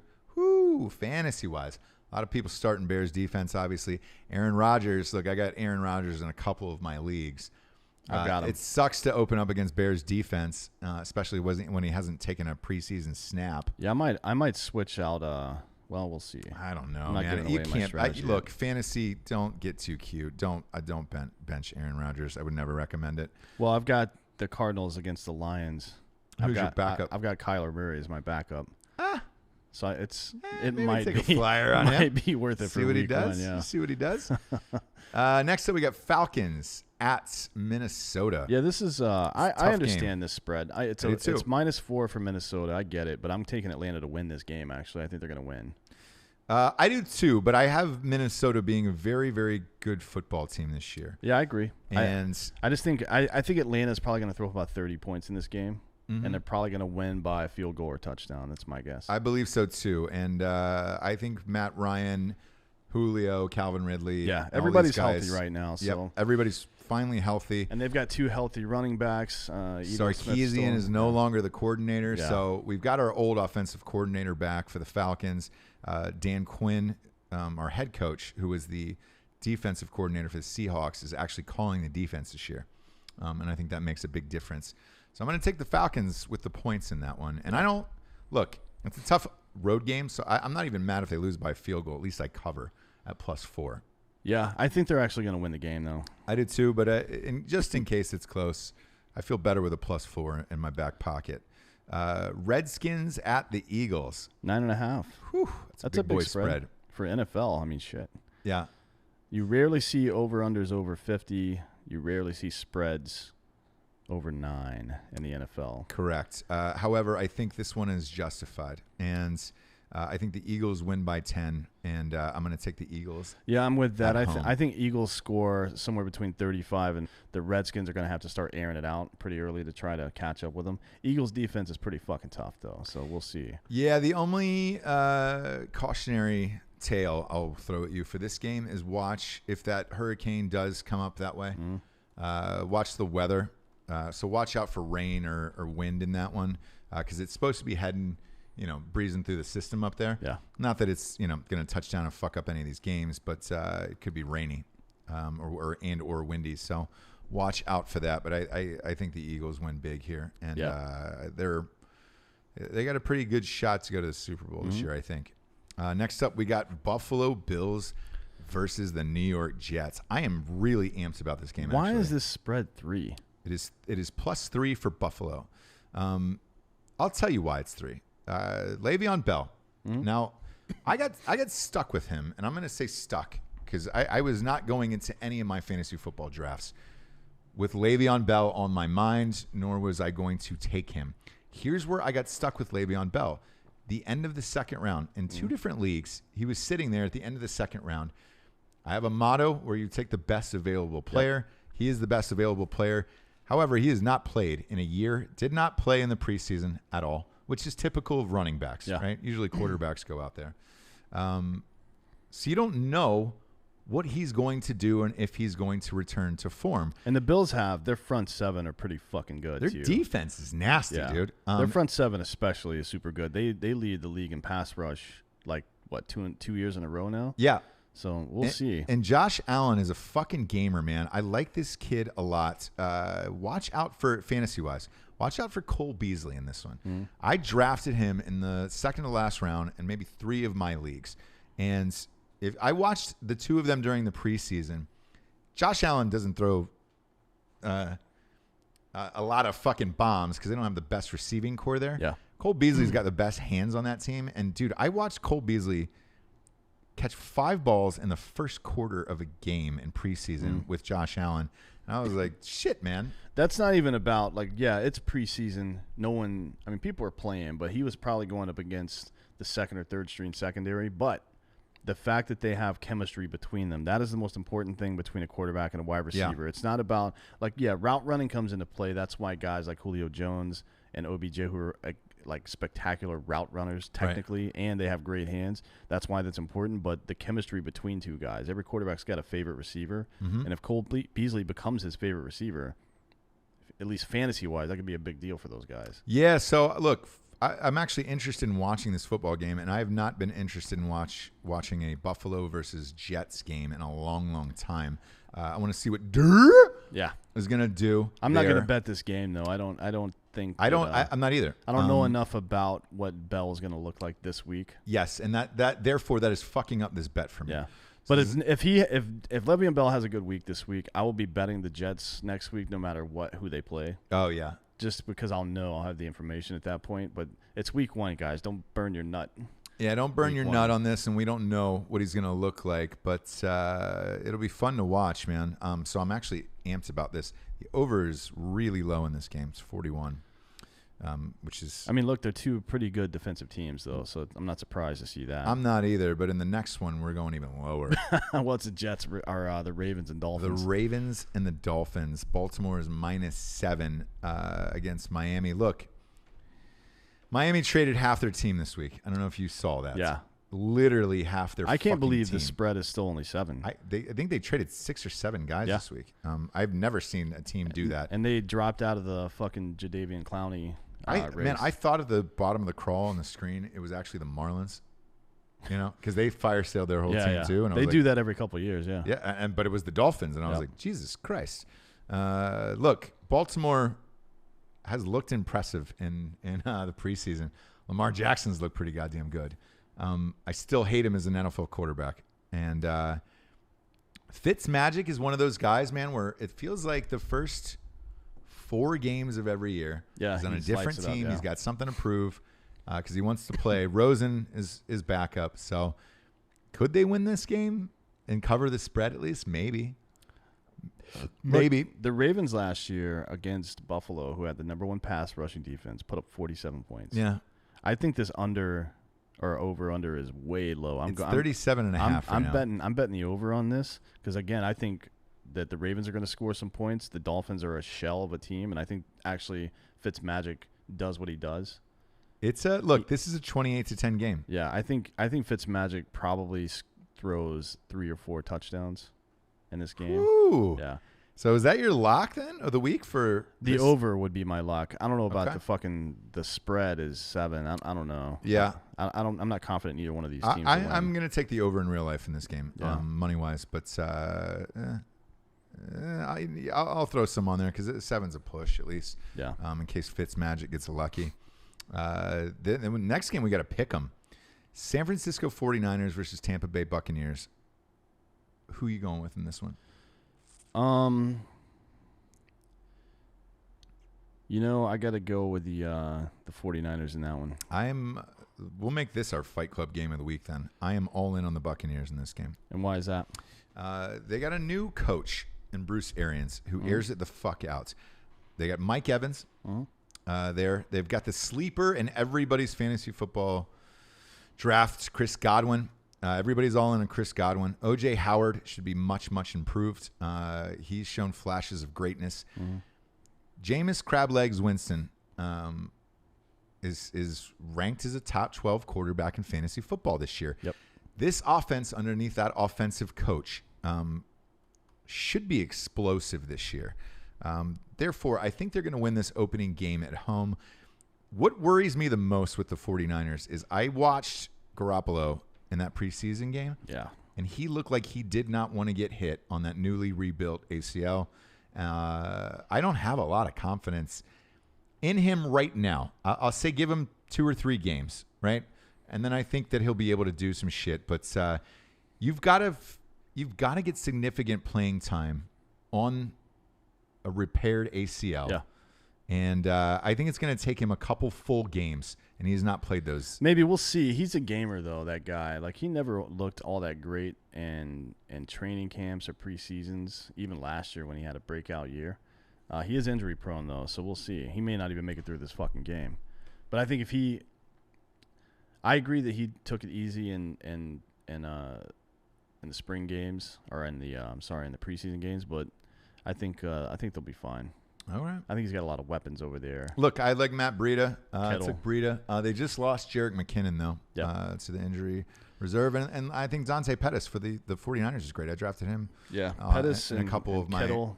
They got some talent over there. Kittle's great. So look, I've got the Buccaneers all the way in this one. Like, I feel really confident about this one, and this team this year actually. So they're going to be offensively exciting to watch. That over/under is 50 in this game. Next up, this is a puzzling one to me. Kansas City Chiefs versus Jacksonville Jaguars, and it's only -4 for Kansas City.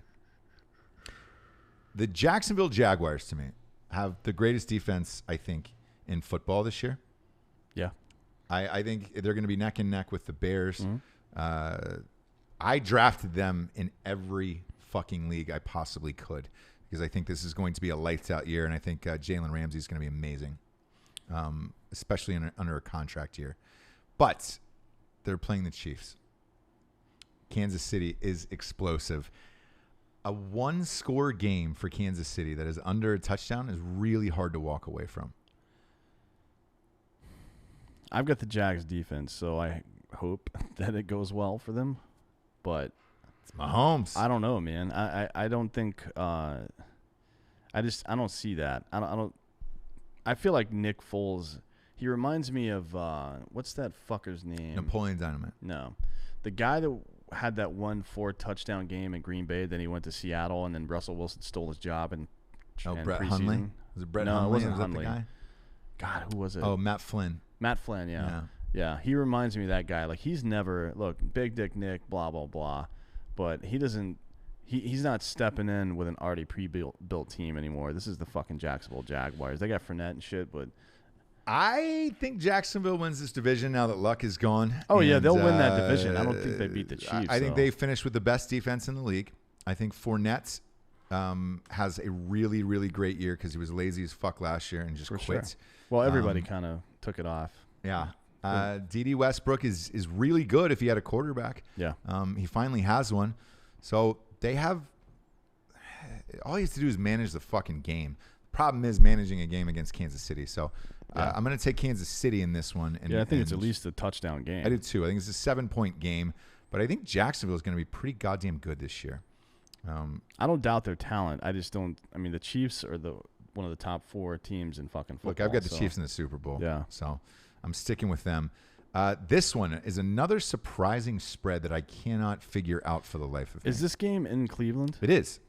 So it's Tennessee against the Cleveland Browns, and it's 5.5. -5.5 for Cleveland. I'm not even thinking about this. I'm not either. I'm going Cleveland here. Yeah. You? Yes, Cleveland. Absolutely. Cleveland in Cleveland, all those players, all those fans. Fuck. Absolutely. The only thing that Tennessee can do is give the ball to Derrick Henry 1,000 times and hopefully try to slow down the clock in this offense. But other than that, look, Delanie Walker's fucking 35 years old, man. Mariota hasn't played a full season healthy. This could be his last season as a starter in the NFL. Corey Davis is their top receiver there, who I like, just not on this team. Yep. I don't know where this spread comes from at 5.5. Yeah, I don't know. I mean, I would love to talk to whomever made it, but that's not really how it works. So we just got to kind of guess. And man, this is my lock of the week. I'm going to take the Browns on this one. Yeah, I'm definitely taking the Browns. I think they win by a touchdown easily, and that's all you need at 5.5. I mean, I think it could be a fucking blowout, to be honest with you. It could very well be. I mean, look, is the Titans, man. Come on. Baker's going to be slanging that dick around. Next up, we got the Rams and the Panthers. Am I missing something here this week? Again, I feel like I'm on drugs. It is the Rams -3 at Carolina Panthers. Yeah, again, maybe it's questions about Gurley. Maybe it's questions about being on the road week 1. I don't know. traveling west to east. Yeah, a lot of people we've been talking about it. Most teams didn't do shit in the preseason. Like very few teams actually. This has been one of the weirdest. Not weirdest. I understand it, but it's been one of the most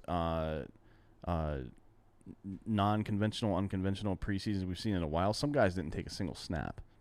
No. You know what I mean? Like a lot of big, like upper tier guys didn't take a single snap. I don't know if that's some kind of rebellion against the system as it is. Yeah. I'm not sure. It's either way, I'm taking the Rams in this fucking game because I don't give a shit about any of that. Their talent level versus the Panthers is still so disparate. There's no fucking way this is a 3-point game. I don't get this one at all, man. I'm Rams all day long on this. And Cam Newton got hurt in the last preseason game. Again, with some little shitty injury. He had a shoulder problem last year. Yeah. You got McCaffrey, who's great. It's always great, yeah. I mean, he was onesie-twosies for me in fantasy this year, and you're not going to not start him. Nope. But the Rams' defense is nasty, dude. It's very good. So if you're gonna give me -3 for the Rams, and I've got the Rams in the Super Bowl. I've got Chiefs-Rams Super Bowl. I'm taking this all night long, dude, and I'm not hesitating.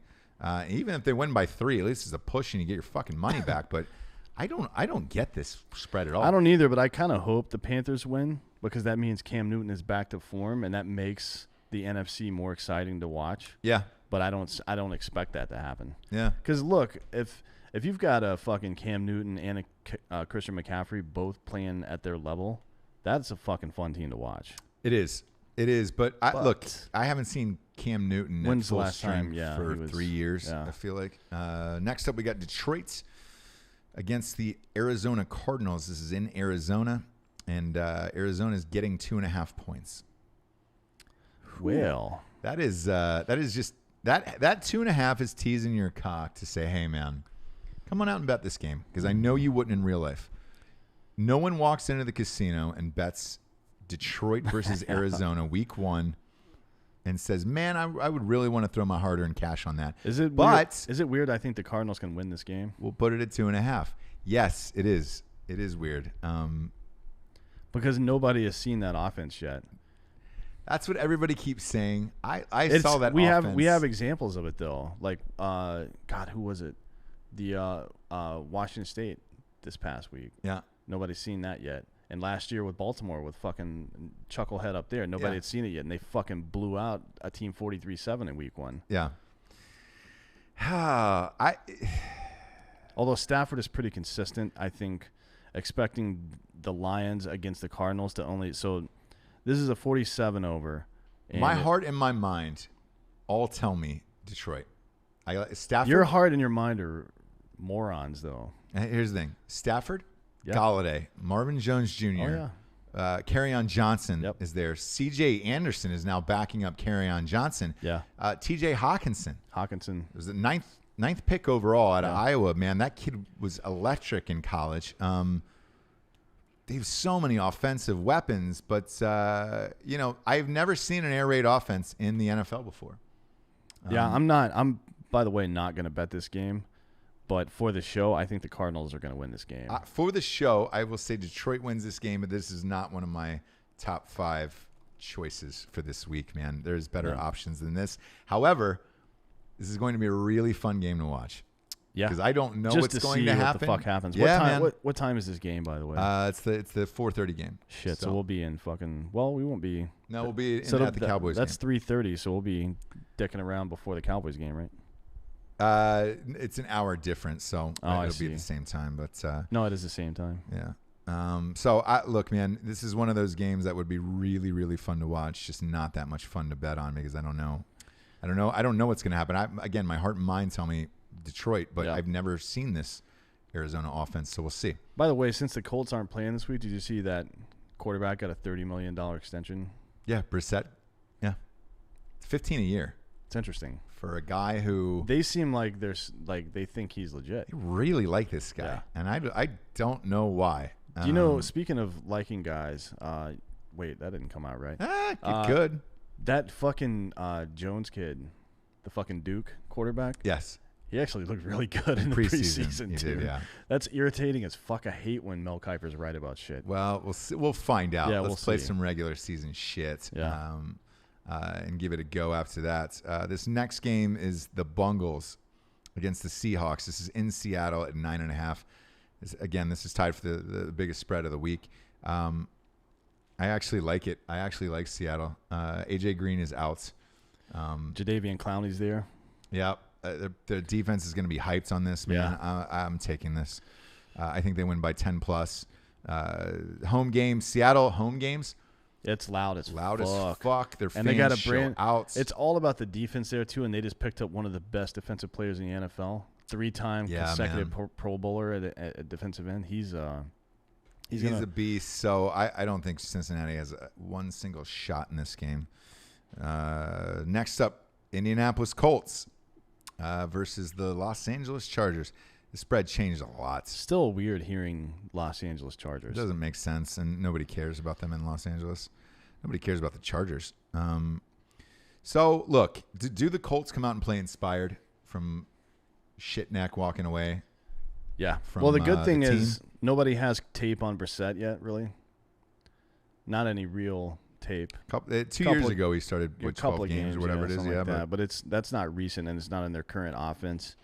And they've got some weapons in Indy, like Mac's still there. Fucking. Look, T.Y. Hilton's there. Funchess still Ebron, there. all those guys. Ebron, Funchess. This could have been a Super Bowl contending team, had Luck not walked away from his calf injury like a pussy. But whatever, man. Well, his feelings were hurt, so. Yeah. Jesus Christ. He can go back to a safe space. And where do you go? To Stanford? Yeah. Cry that out. Yeah. Have a nice long cry. Go back to Silicon Valley, bitch. Start the bathtub up and have a nice cry. I'm actually going to take the Chargers with this one.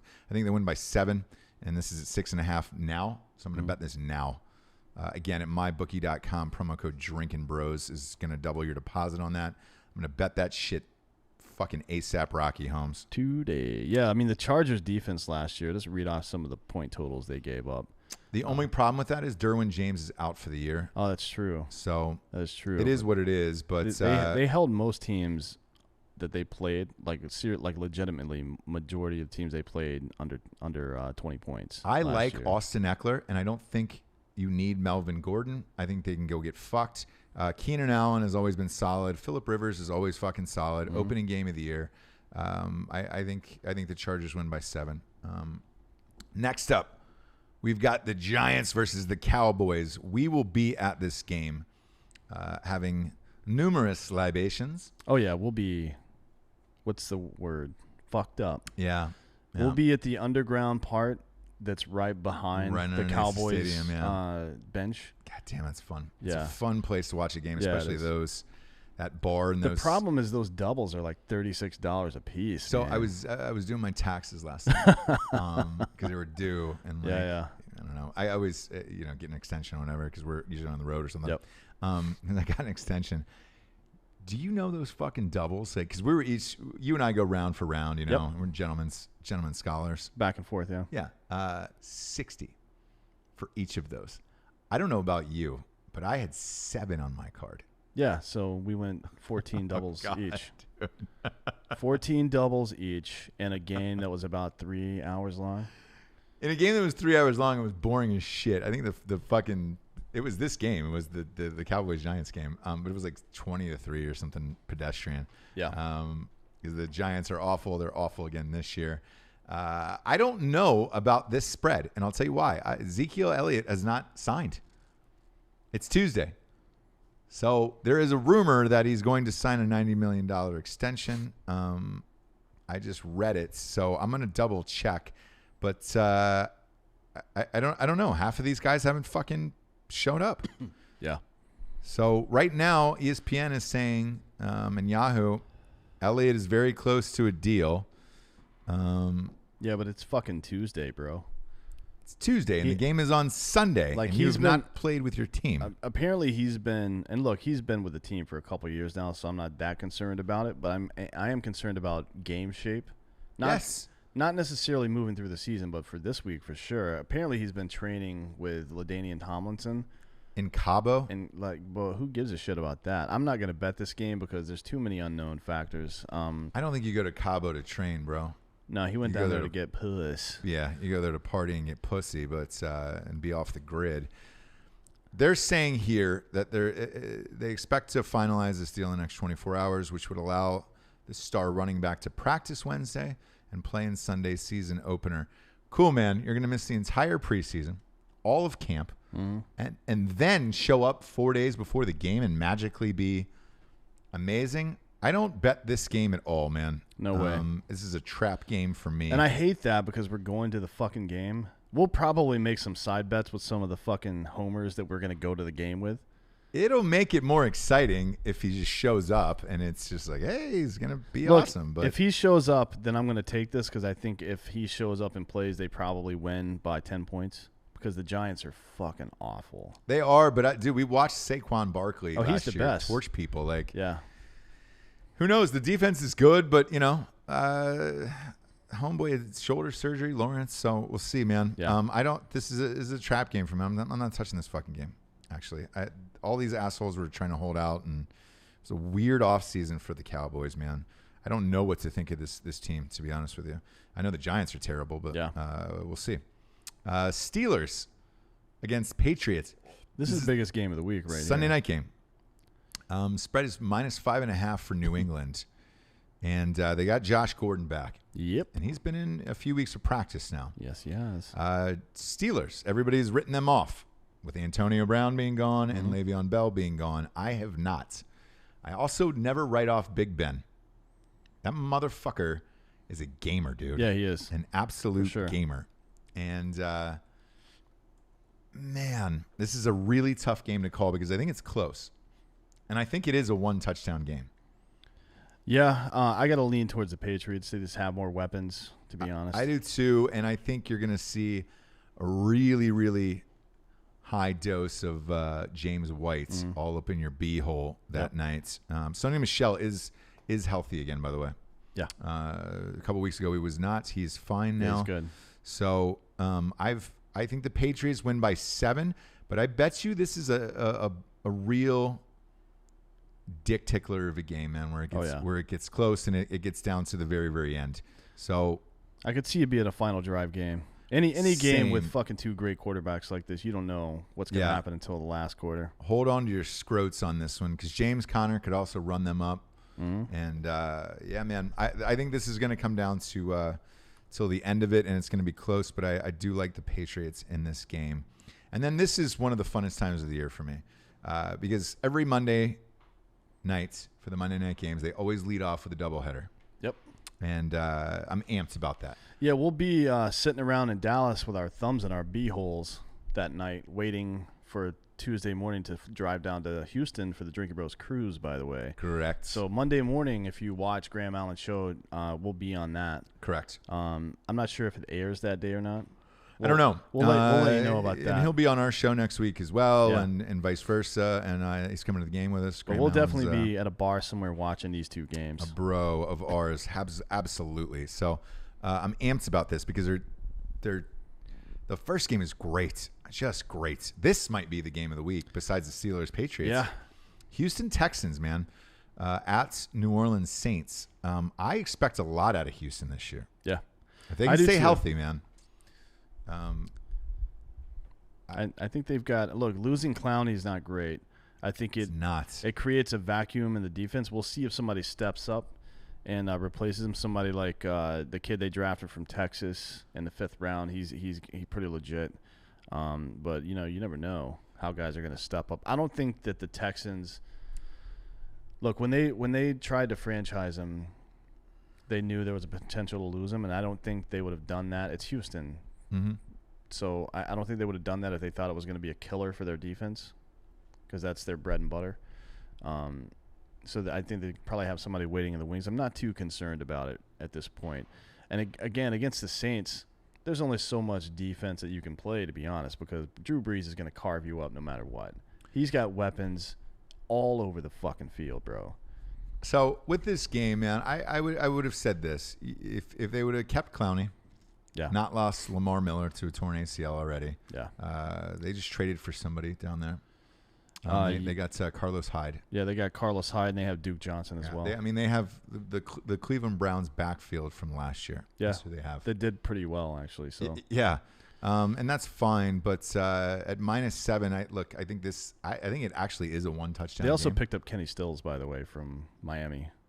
So he's their slot guy. So they've got need any more wide receivers. I have no idea. They got team? DeAndre Hopkins and Will Fuller. Will Fuller 5, Kiki. Will Fuller 5. Then they got Kiki Cootie and Stills that are going to be running out of the slot or wideouts in the 4 set. So a lot of weapons, man.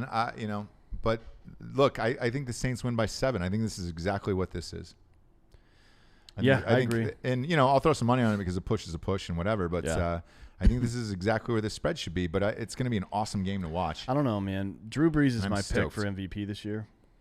Because I think he's fucking the most pissed that any quarterback should ever be right now. Because they played a great game. Mm-hmm. He made a great pass. Yeah. And a guy cheated is not the right word, but a guy fouled the fuck out of a guy. Pass interference the fuck out of him. Yeah. Like this is one of the most egregious pass interferences of all time. And it's the worst call in the NFL in their history. It has to be. Yeah. And there's no way that dude's not pissed. He's a fucking tough dude. Like he's a 5'10" guy that's he's one of the best NFL quarterbacks of all time, and he doesn't have the body for it. He is a fucking tough dude. He's got to be pissed. Plus he, takes NyQuil. So yeah, I think he's. I'm betting this game. I think that the Saints put up 40 fucking points on the Texans as a statement. You picked the Saints to win the Super Bowl this year. Yeah. Yep. Oddly enough, so did somebody else on ESPN today. For the exact same reason that they're pissed and it could be Breeze's last year. I'm going to bet it because I actually think it's closer than you do. I'm going to bet it at this -7.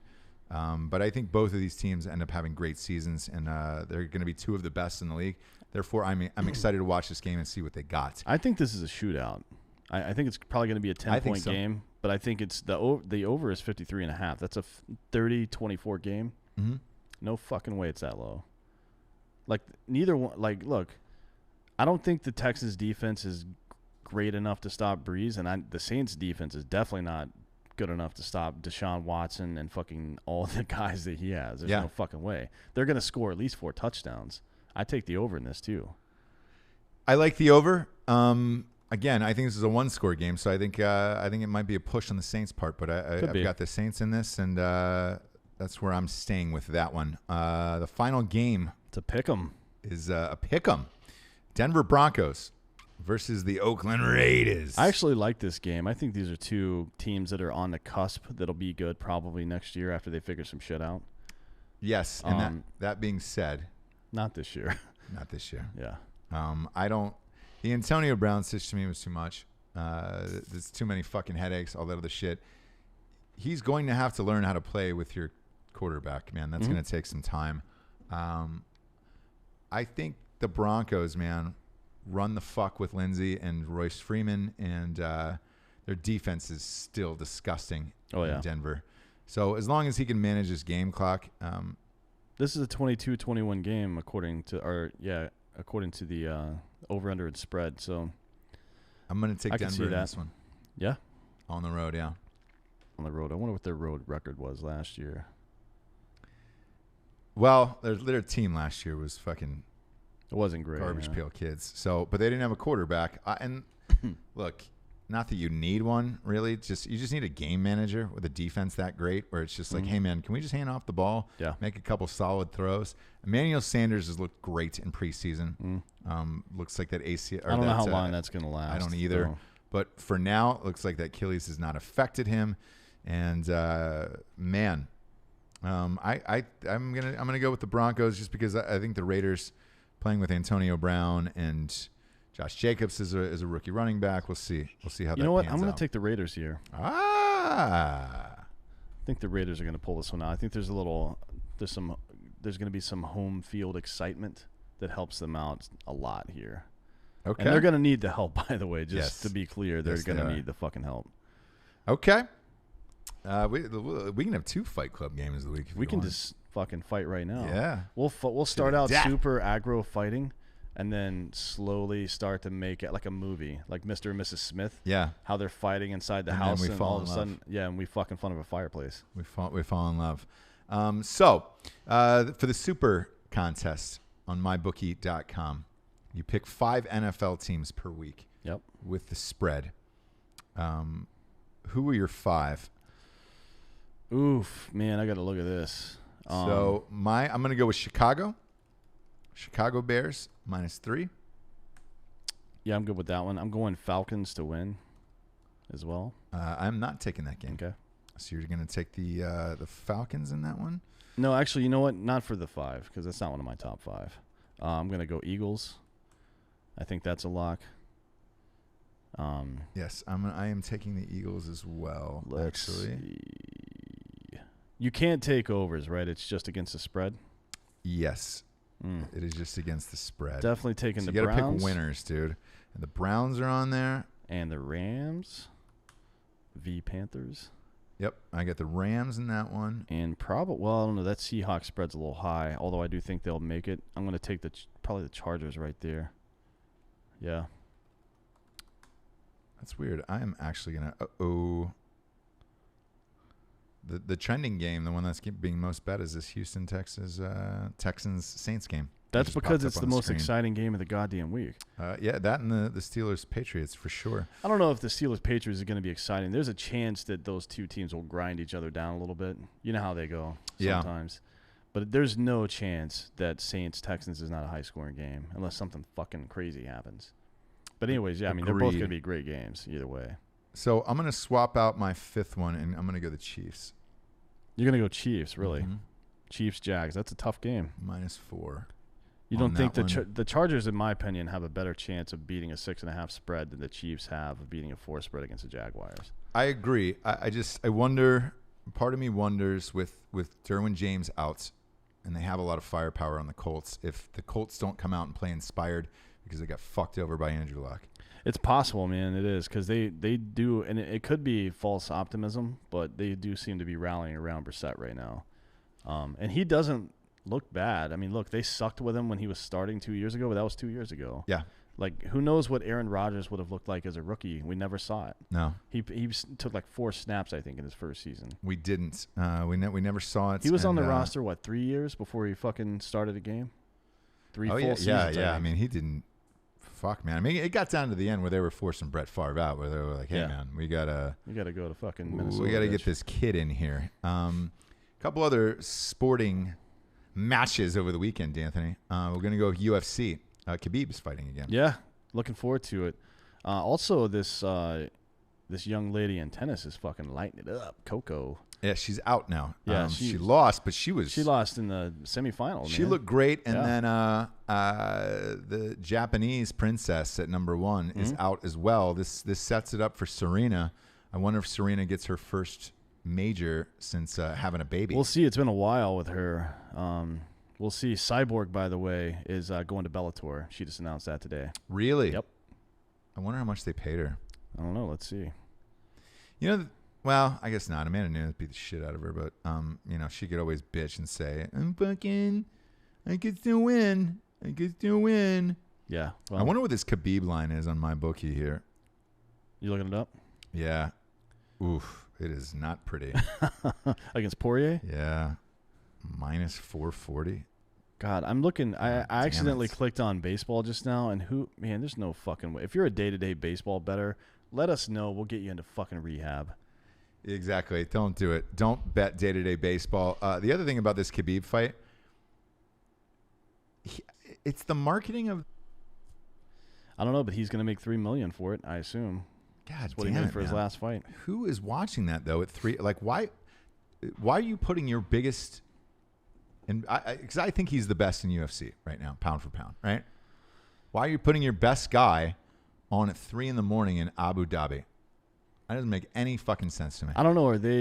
Look, I'm not going to be up there watching that at 3 o'clock in the fucking morning. No, dude. I'm going to wake up and see who won that. Yeah.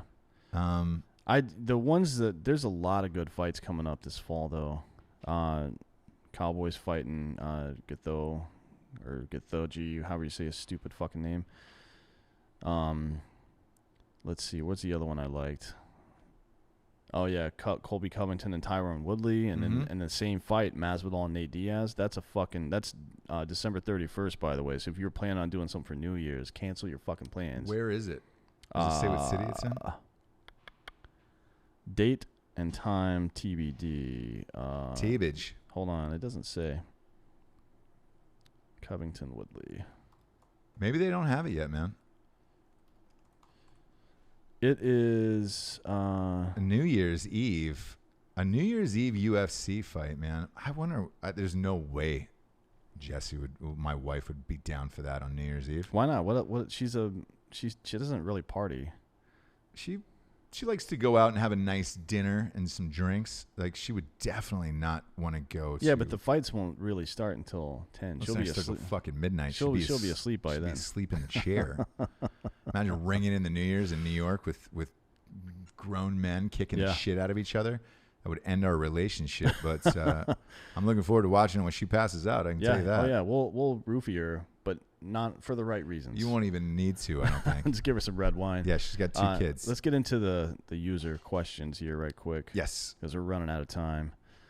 We're running out of time because they're evacuating people to this fucking hurricane, by the way. It's the wind's blowing like 12 miles per hour. Here. So yeah, it's currently like 90 and sunny. It's a great beach day. So Notre Dame, a 3-loss team. You give them more credit than me, and I'm a fan. Sean Thomas said that. No, I think they're a 3-loss team. I think they're a 3-loss team for sure. This guy, though, Sean Thomas, has got them losing to UGA, Michigan, Virginia, and Stanford. Look, man, Stanford looked like shit to me. Yeah. So that's a toss-up. Virginia is not a football school, and I'm not going to even pretend that they can do it. And he says it would have been 5 if USC hadn't lost their starting quarterback for the year. I might have given that one to you, but I'm not going to give you Virginia. The Stanford game's a toss-up. Those are the 3 games I had them losing, by the way. Yeah. UGA, Michigan, and Stanford. So that's right. Craig Dulesky, Ohio State did not cover the spread. They didn't. No, they fucking are even. They were 6-7 against the spread last year, I think. And somebody had asked me, they were like, hey, man, what was your total at the end of the year being the bank for that? And it was like $3,300 or something. I'm like, it's not enough to do it this year for me because I didn't want to get worked up over every single game, especially the spread. Mm-hmm. It was nice to sit back and watch an Ohio State game and not have to worry about being the bank for an entire, show of 5 point. Well, at the time last year we were at 5.6 million listeners. Yeah, now we're at 6.2. We actually did over 7 million downloads last month. So thanks guys for continuing to fucking pump us up. Yeah, absolutely. We appreciate it. I did not want to deal with that. Fuck that. It's getting too big madness, for that. But yeah, man, it was fun last year, and it was 24, and the spread was 27.5. Yep, didn't cover. Here's 2 back-to-back comments. So Sean Thomas again, he said, looks like the Dolphins are full on tank for Tua mode. And then Craig Dulesky follows up and said that's why we're gonna get Fromm, not Tua, because he thinks Tua is gonna be an NFL bust, which I agree with. I think the Dolphins would be smart to draft Jake Fromm. I think they would be smarter to trade this year's first-round picks for next year's first round. Like, there's so much talent coming out in the next 2 years. But I would rather be bad for 2 years and have Trevor Lawrence for the next 15, frankly, than get Jake Fromm or Tua. Well, it's a lot of years to tank. That's a lot of games to tank, man. It's tough when you're asking people to pay that much money to come see you play football. Those tickets are not cheap in the NFL. Well, it's not like the Dolphins have been good anytime recently anyways. Craig Dulesky, as you watch Iowa play, they struggled in the first half, but made it great and won the spread for the second half. I did actually watch that game. Yeah, Iowa looks good. They looked okay. They did struggle in the first half. So I don't know what's going to happen to them. My prediction, though, is that it is Wisconsin that comes out of that half and not Iowa. But we'll see. Jethro M. I know I'm crossing into the ACC, but how about Florida State picking where they left off last year, finding a way to lose? Yeah, it's like they've. If you look in their big board in their room, they're like, we don't care. That's what they. It's just like It's just EH and an ellipses. Yeah, that's their fucking team motto for the last 2 years. And they had these like trinkets that they were giving out for touchdowns on the sidelines. which I'm not a fan of. And Miami started this trend with the turnover train. Oh, yeah. It's so stupid. But they're doing something in Florida State where they were letting players – it was like a grill or some rings or some shit. Yeah, how about you win some fucking games first? If I was a coach, I wouldn't let them do any of that stupid shit. You don't see Saban, Urban Meyer, all those guys, and Dabo Sweeney. If you want to be great, throwing around chains. If you want to be great, do what great people do. Like, there's a reason self-help books are the most popular books on earth. It's because it's normal for human beings to want to model themselves after people who have actually been successful. Yeah. You don't it's very rare that somebody comes up with a new innovation that's actually successful, and it's definitely not a fucking grill or a turnover chain. Yeah. So, well, get fucked. It is what it is. Lloyd Burke, how did you do on Boise? I won Boise, actually. And that was the Florida State game. How are you supposed to say this fucking word? Why is he making fun of you? Boise. Who cares? Either way, I love Boise State. I've always loved Boise State. And is my it supposed motto to sound like Boise? Like always been bet on Boise. And they've not only did they cover, but they won the game, man. Oh, yeah. And I'm super fucking amped about that. Maryland got lucky this week. They are not that great. They must be because the spread is they are favored in a game against a ranked team, and they are not ranked at home. And I'll go back to their team last year, man. It was a tough game against Ohio State, and they beat Texas at home. So they had some injuries later on in the year that kind of fucked that team over, but they probably would have been a lot better than they were. Ben Grimm, Oklahoma, looking good. You're right, man. So far, so good. And you got a fucking guy in there in Lincoln Riley with a quarterback who's a leader. Mm-hmm. Did you hear his after-game speech? I mean, he accounted for, 6 touchdowns and over 500 yards, 508 yards. Yeah, he had a great game. And the first thing he said was, I made a lot of mistakes, and I want to go back to the film room and look at them. Yeah. And the woman was like, are you joking? And he's like, no, I'm not joking. Like, I want to get in. Hey, did you watch the game? And he was like, no, I was working on Sunday nights. So, first of all, fuck you, America. He definitely I work watched on that Sunday game. night. And he goes, it might have been on in the background or something, and I heard he had a good game, so congratulations for him. He handled himself, but nothing with grace and dignity when he was here, blah, blah, blah, blah, blah. You know for a fact that entire staff sat down and watched that game that night. Yeah, of course they did. To see how he did, and he torched it, and he's going to be fun to watch this year. With him and Lincoln Riley, man, it's going to be a dangerous, dangerous team. Yep. Smurf Turf, Marshall has no chance. Yep, that's Boise State again. Rutgers doesn't even exist. Shut the fuck up, Craig. You live in a state that doesn't exist. Yeah, Rutgers. But you're right. Rutgers sucks. Does not exist. Sean Thomas, if you're Rosen, do you want to play? You have no chance of proving you can be the future with that kind of team around you. That's true, man. That's a tough Rosen's sitch. In the worst position that you can be in. Yeah. You're on a losing team. You have a guy in front of you, and you know that team is looking to draft a quarterback soon. Like, if I'm him, I'm like, hey, just go ahead and get rid of me, guys. You can get some draft picks for next year, trade me to a team where I might at least get some fucking snaps in the future at some point, man. Yeah, I agree. Michael Hando says the Pats always start slow. They do, actually, man.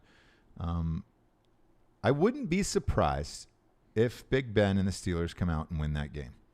I could see it. I really would not. I think it is a one-score game. Which way it'll fall, I actually don't know. Yeah. And I'm way higher on the Steelers than everybody else that I've talked to is. So who knows? Maybe it's just me, man. But I even took Roethlisberger as a starter in one of my leagues, man. I think Juju's going to be great. I think Vance McDonald is going to be the fucking truth at tight end. And I think that Washington kid is the deep threat. It's going to be good, man. I haven't seen Roethlisberger be shitty for a year with anybody. I think there's going to be a couple of tight ends.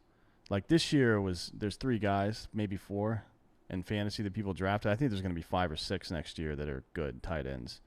I think this is going to be the year of the tight end. Yeah. There's a lot of good talent out there. Bobby G, BYU versus Tennessee. Who do you have? We only have people in the top 25. We will never pick outside the top 25 because Tennessee is a child's team. Yeah, what's BYU again? Brigham Young. Brigham Young. Yeah. It's Michael Jackson's favorite team. It is. Just Brigham Young, dude. Look, both of those teams lost last week. They're nowhere near the top 25. BYU got housed by Utah. Yep. Tennessee lost to Georgia State. I honestly, man, that game might as well not exist. Yep. Unless you were a personal fan and your dad gave you tickets, because it's probably $8 to go to that game right now. There's two interesting things right here. One is that Jared Bays is asking who we have in LSU at UT. Mm-hmm. Texas. We both took Texas in that game. Mm-hmm. Me to win, I think you with the points, right? Yes. And then Tonto907 says, get Gene out there and punch Dorian in the dick hole. I assume he means Mr. Vandenham. Yeah, you can get fucked, Dorian. I don't think that's going to hit us, but we'll see. Somebody wanted me to make Dorian the get fucked of the week, but sorry. It hasn't hit yet. It's Oregon, so Oregon's fucked us over a lot in the past. Dorian has only been for the last week or so. Yeah, and Dorian this far hasn't fucked me personally. No, so. well... We'll see in a few days, but not as of today. Maybe next show, but not as of today. D'Anthony. Yep. Best time of the year, my man. Looking forward to going to Austin if we can get out of here. Yeah. And I'm looking forward to the opening of the NFL season, my man. It's going to be a fucking blast. It's going to be a good year. For D'Anthony Holloway, I am Ross Patterson. Bet with us or against us. Beat us. See if you beat us on there. Good night, everyone.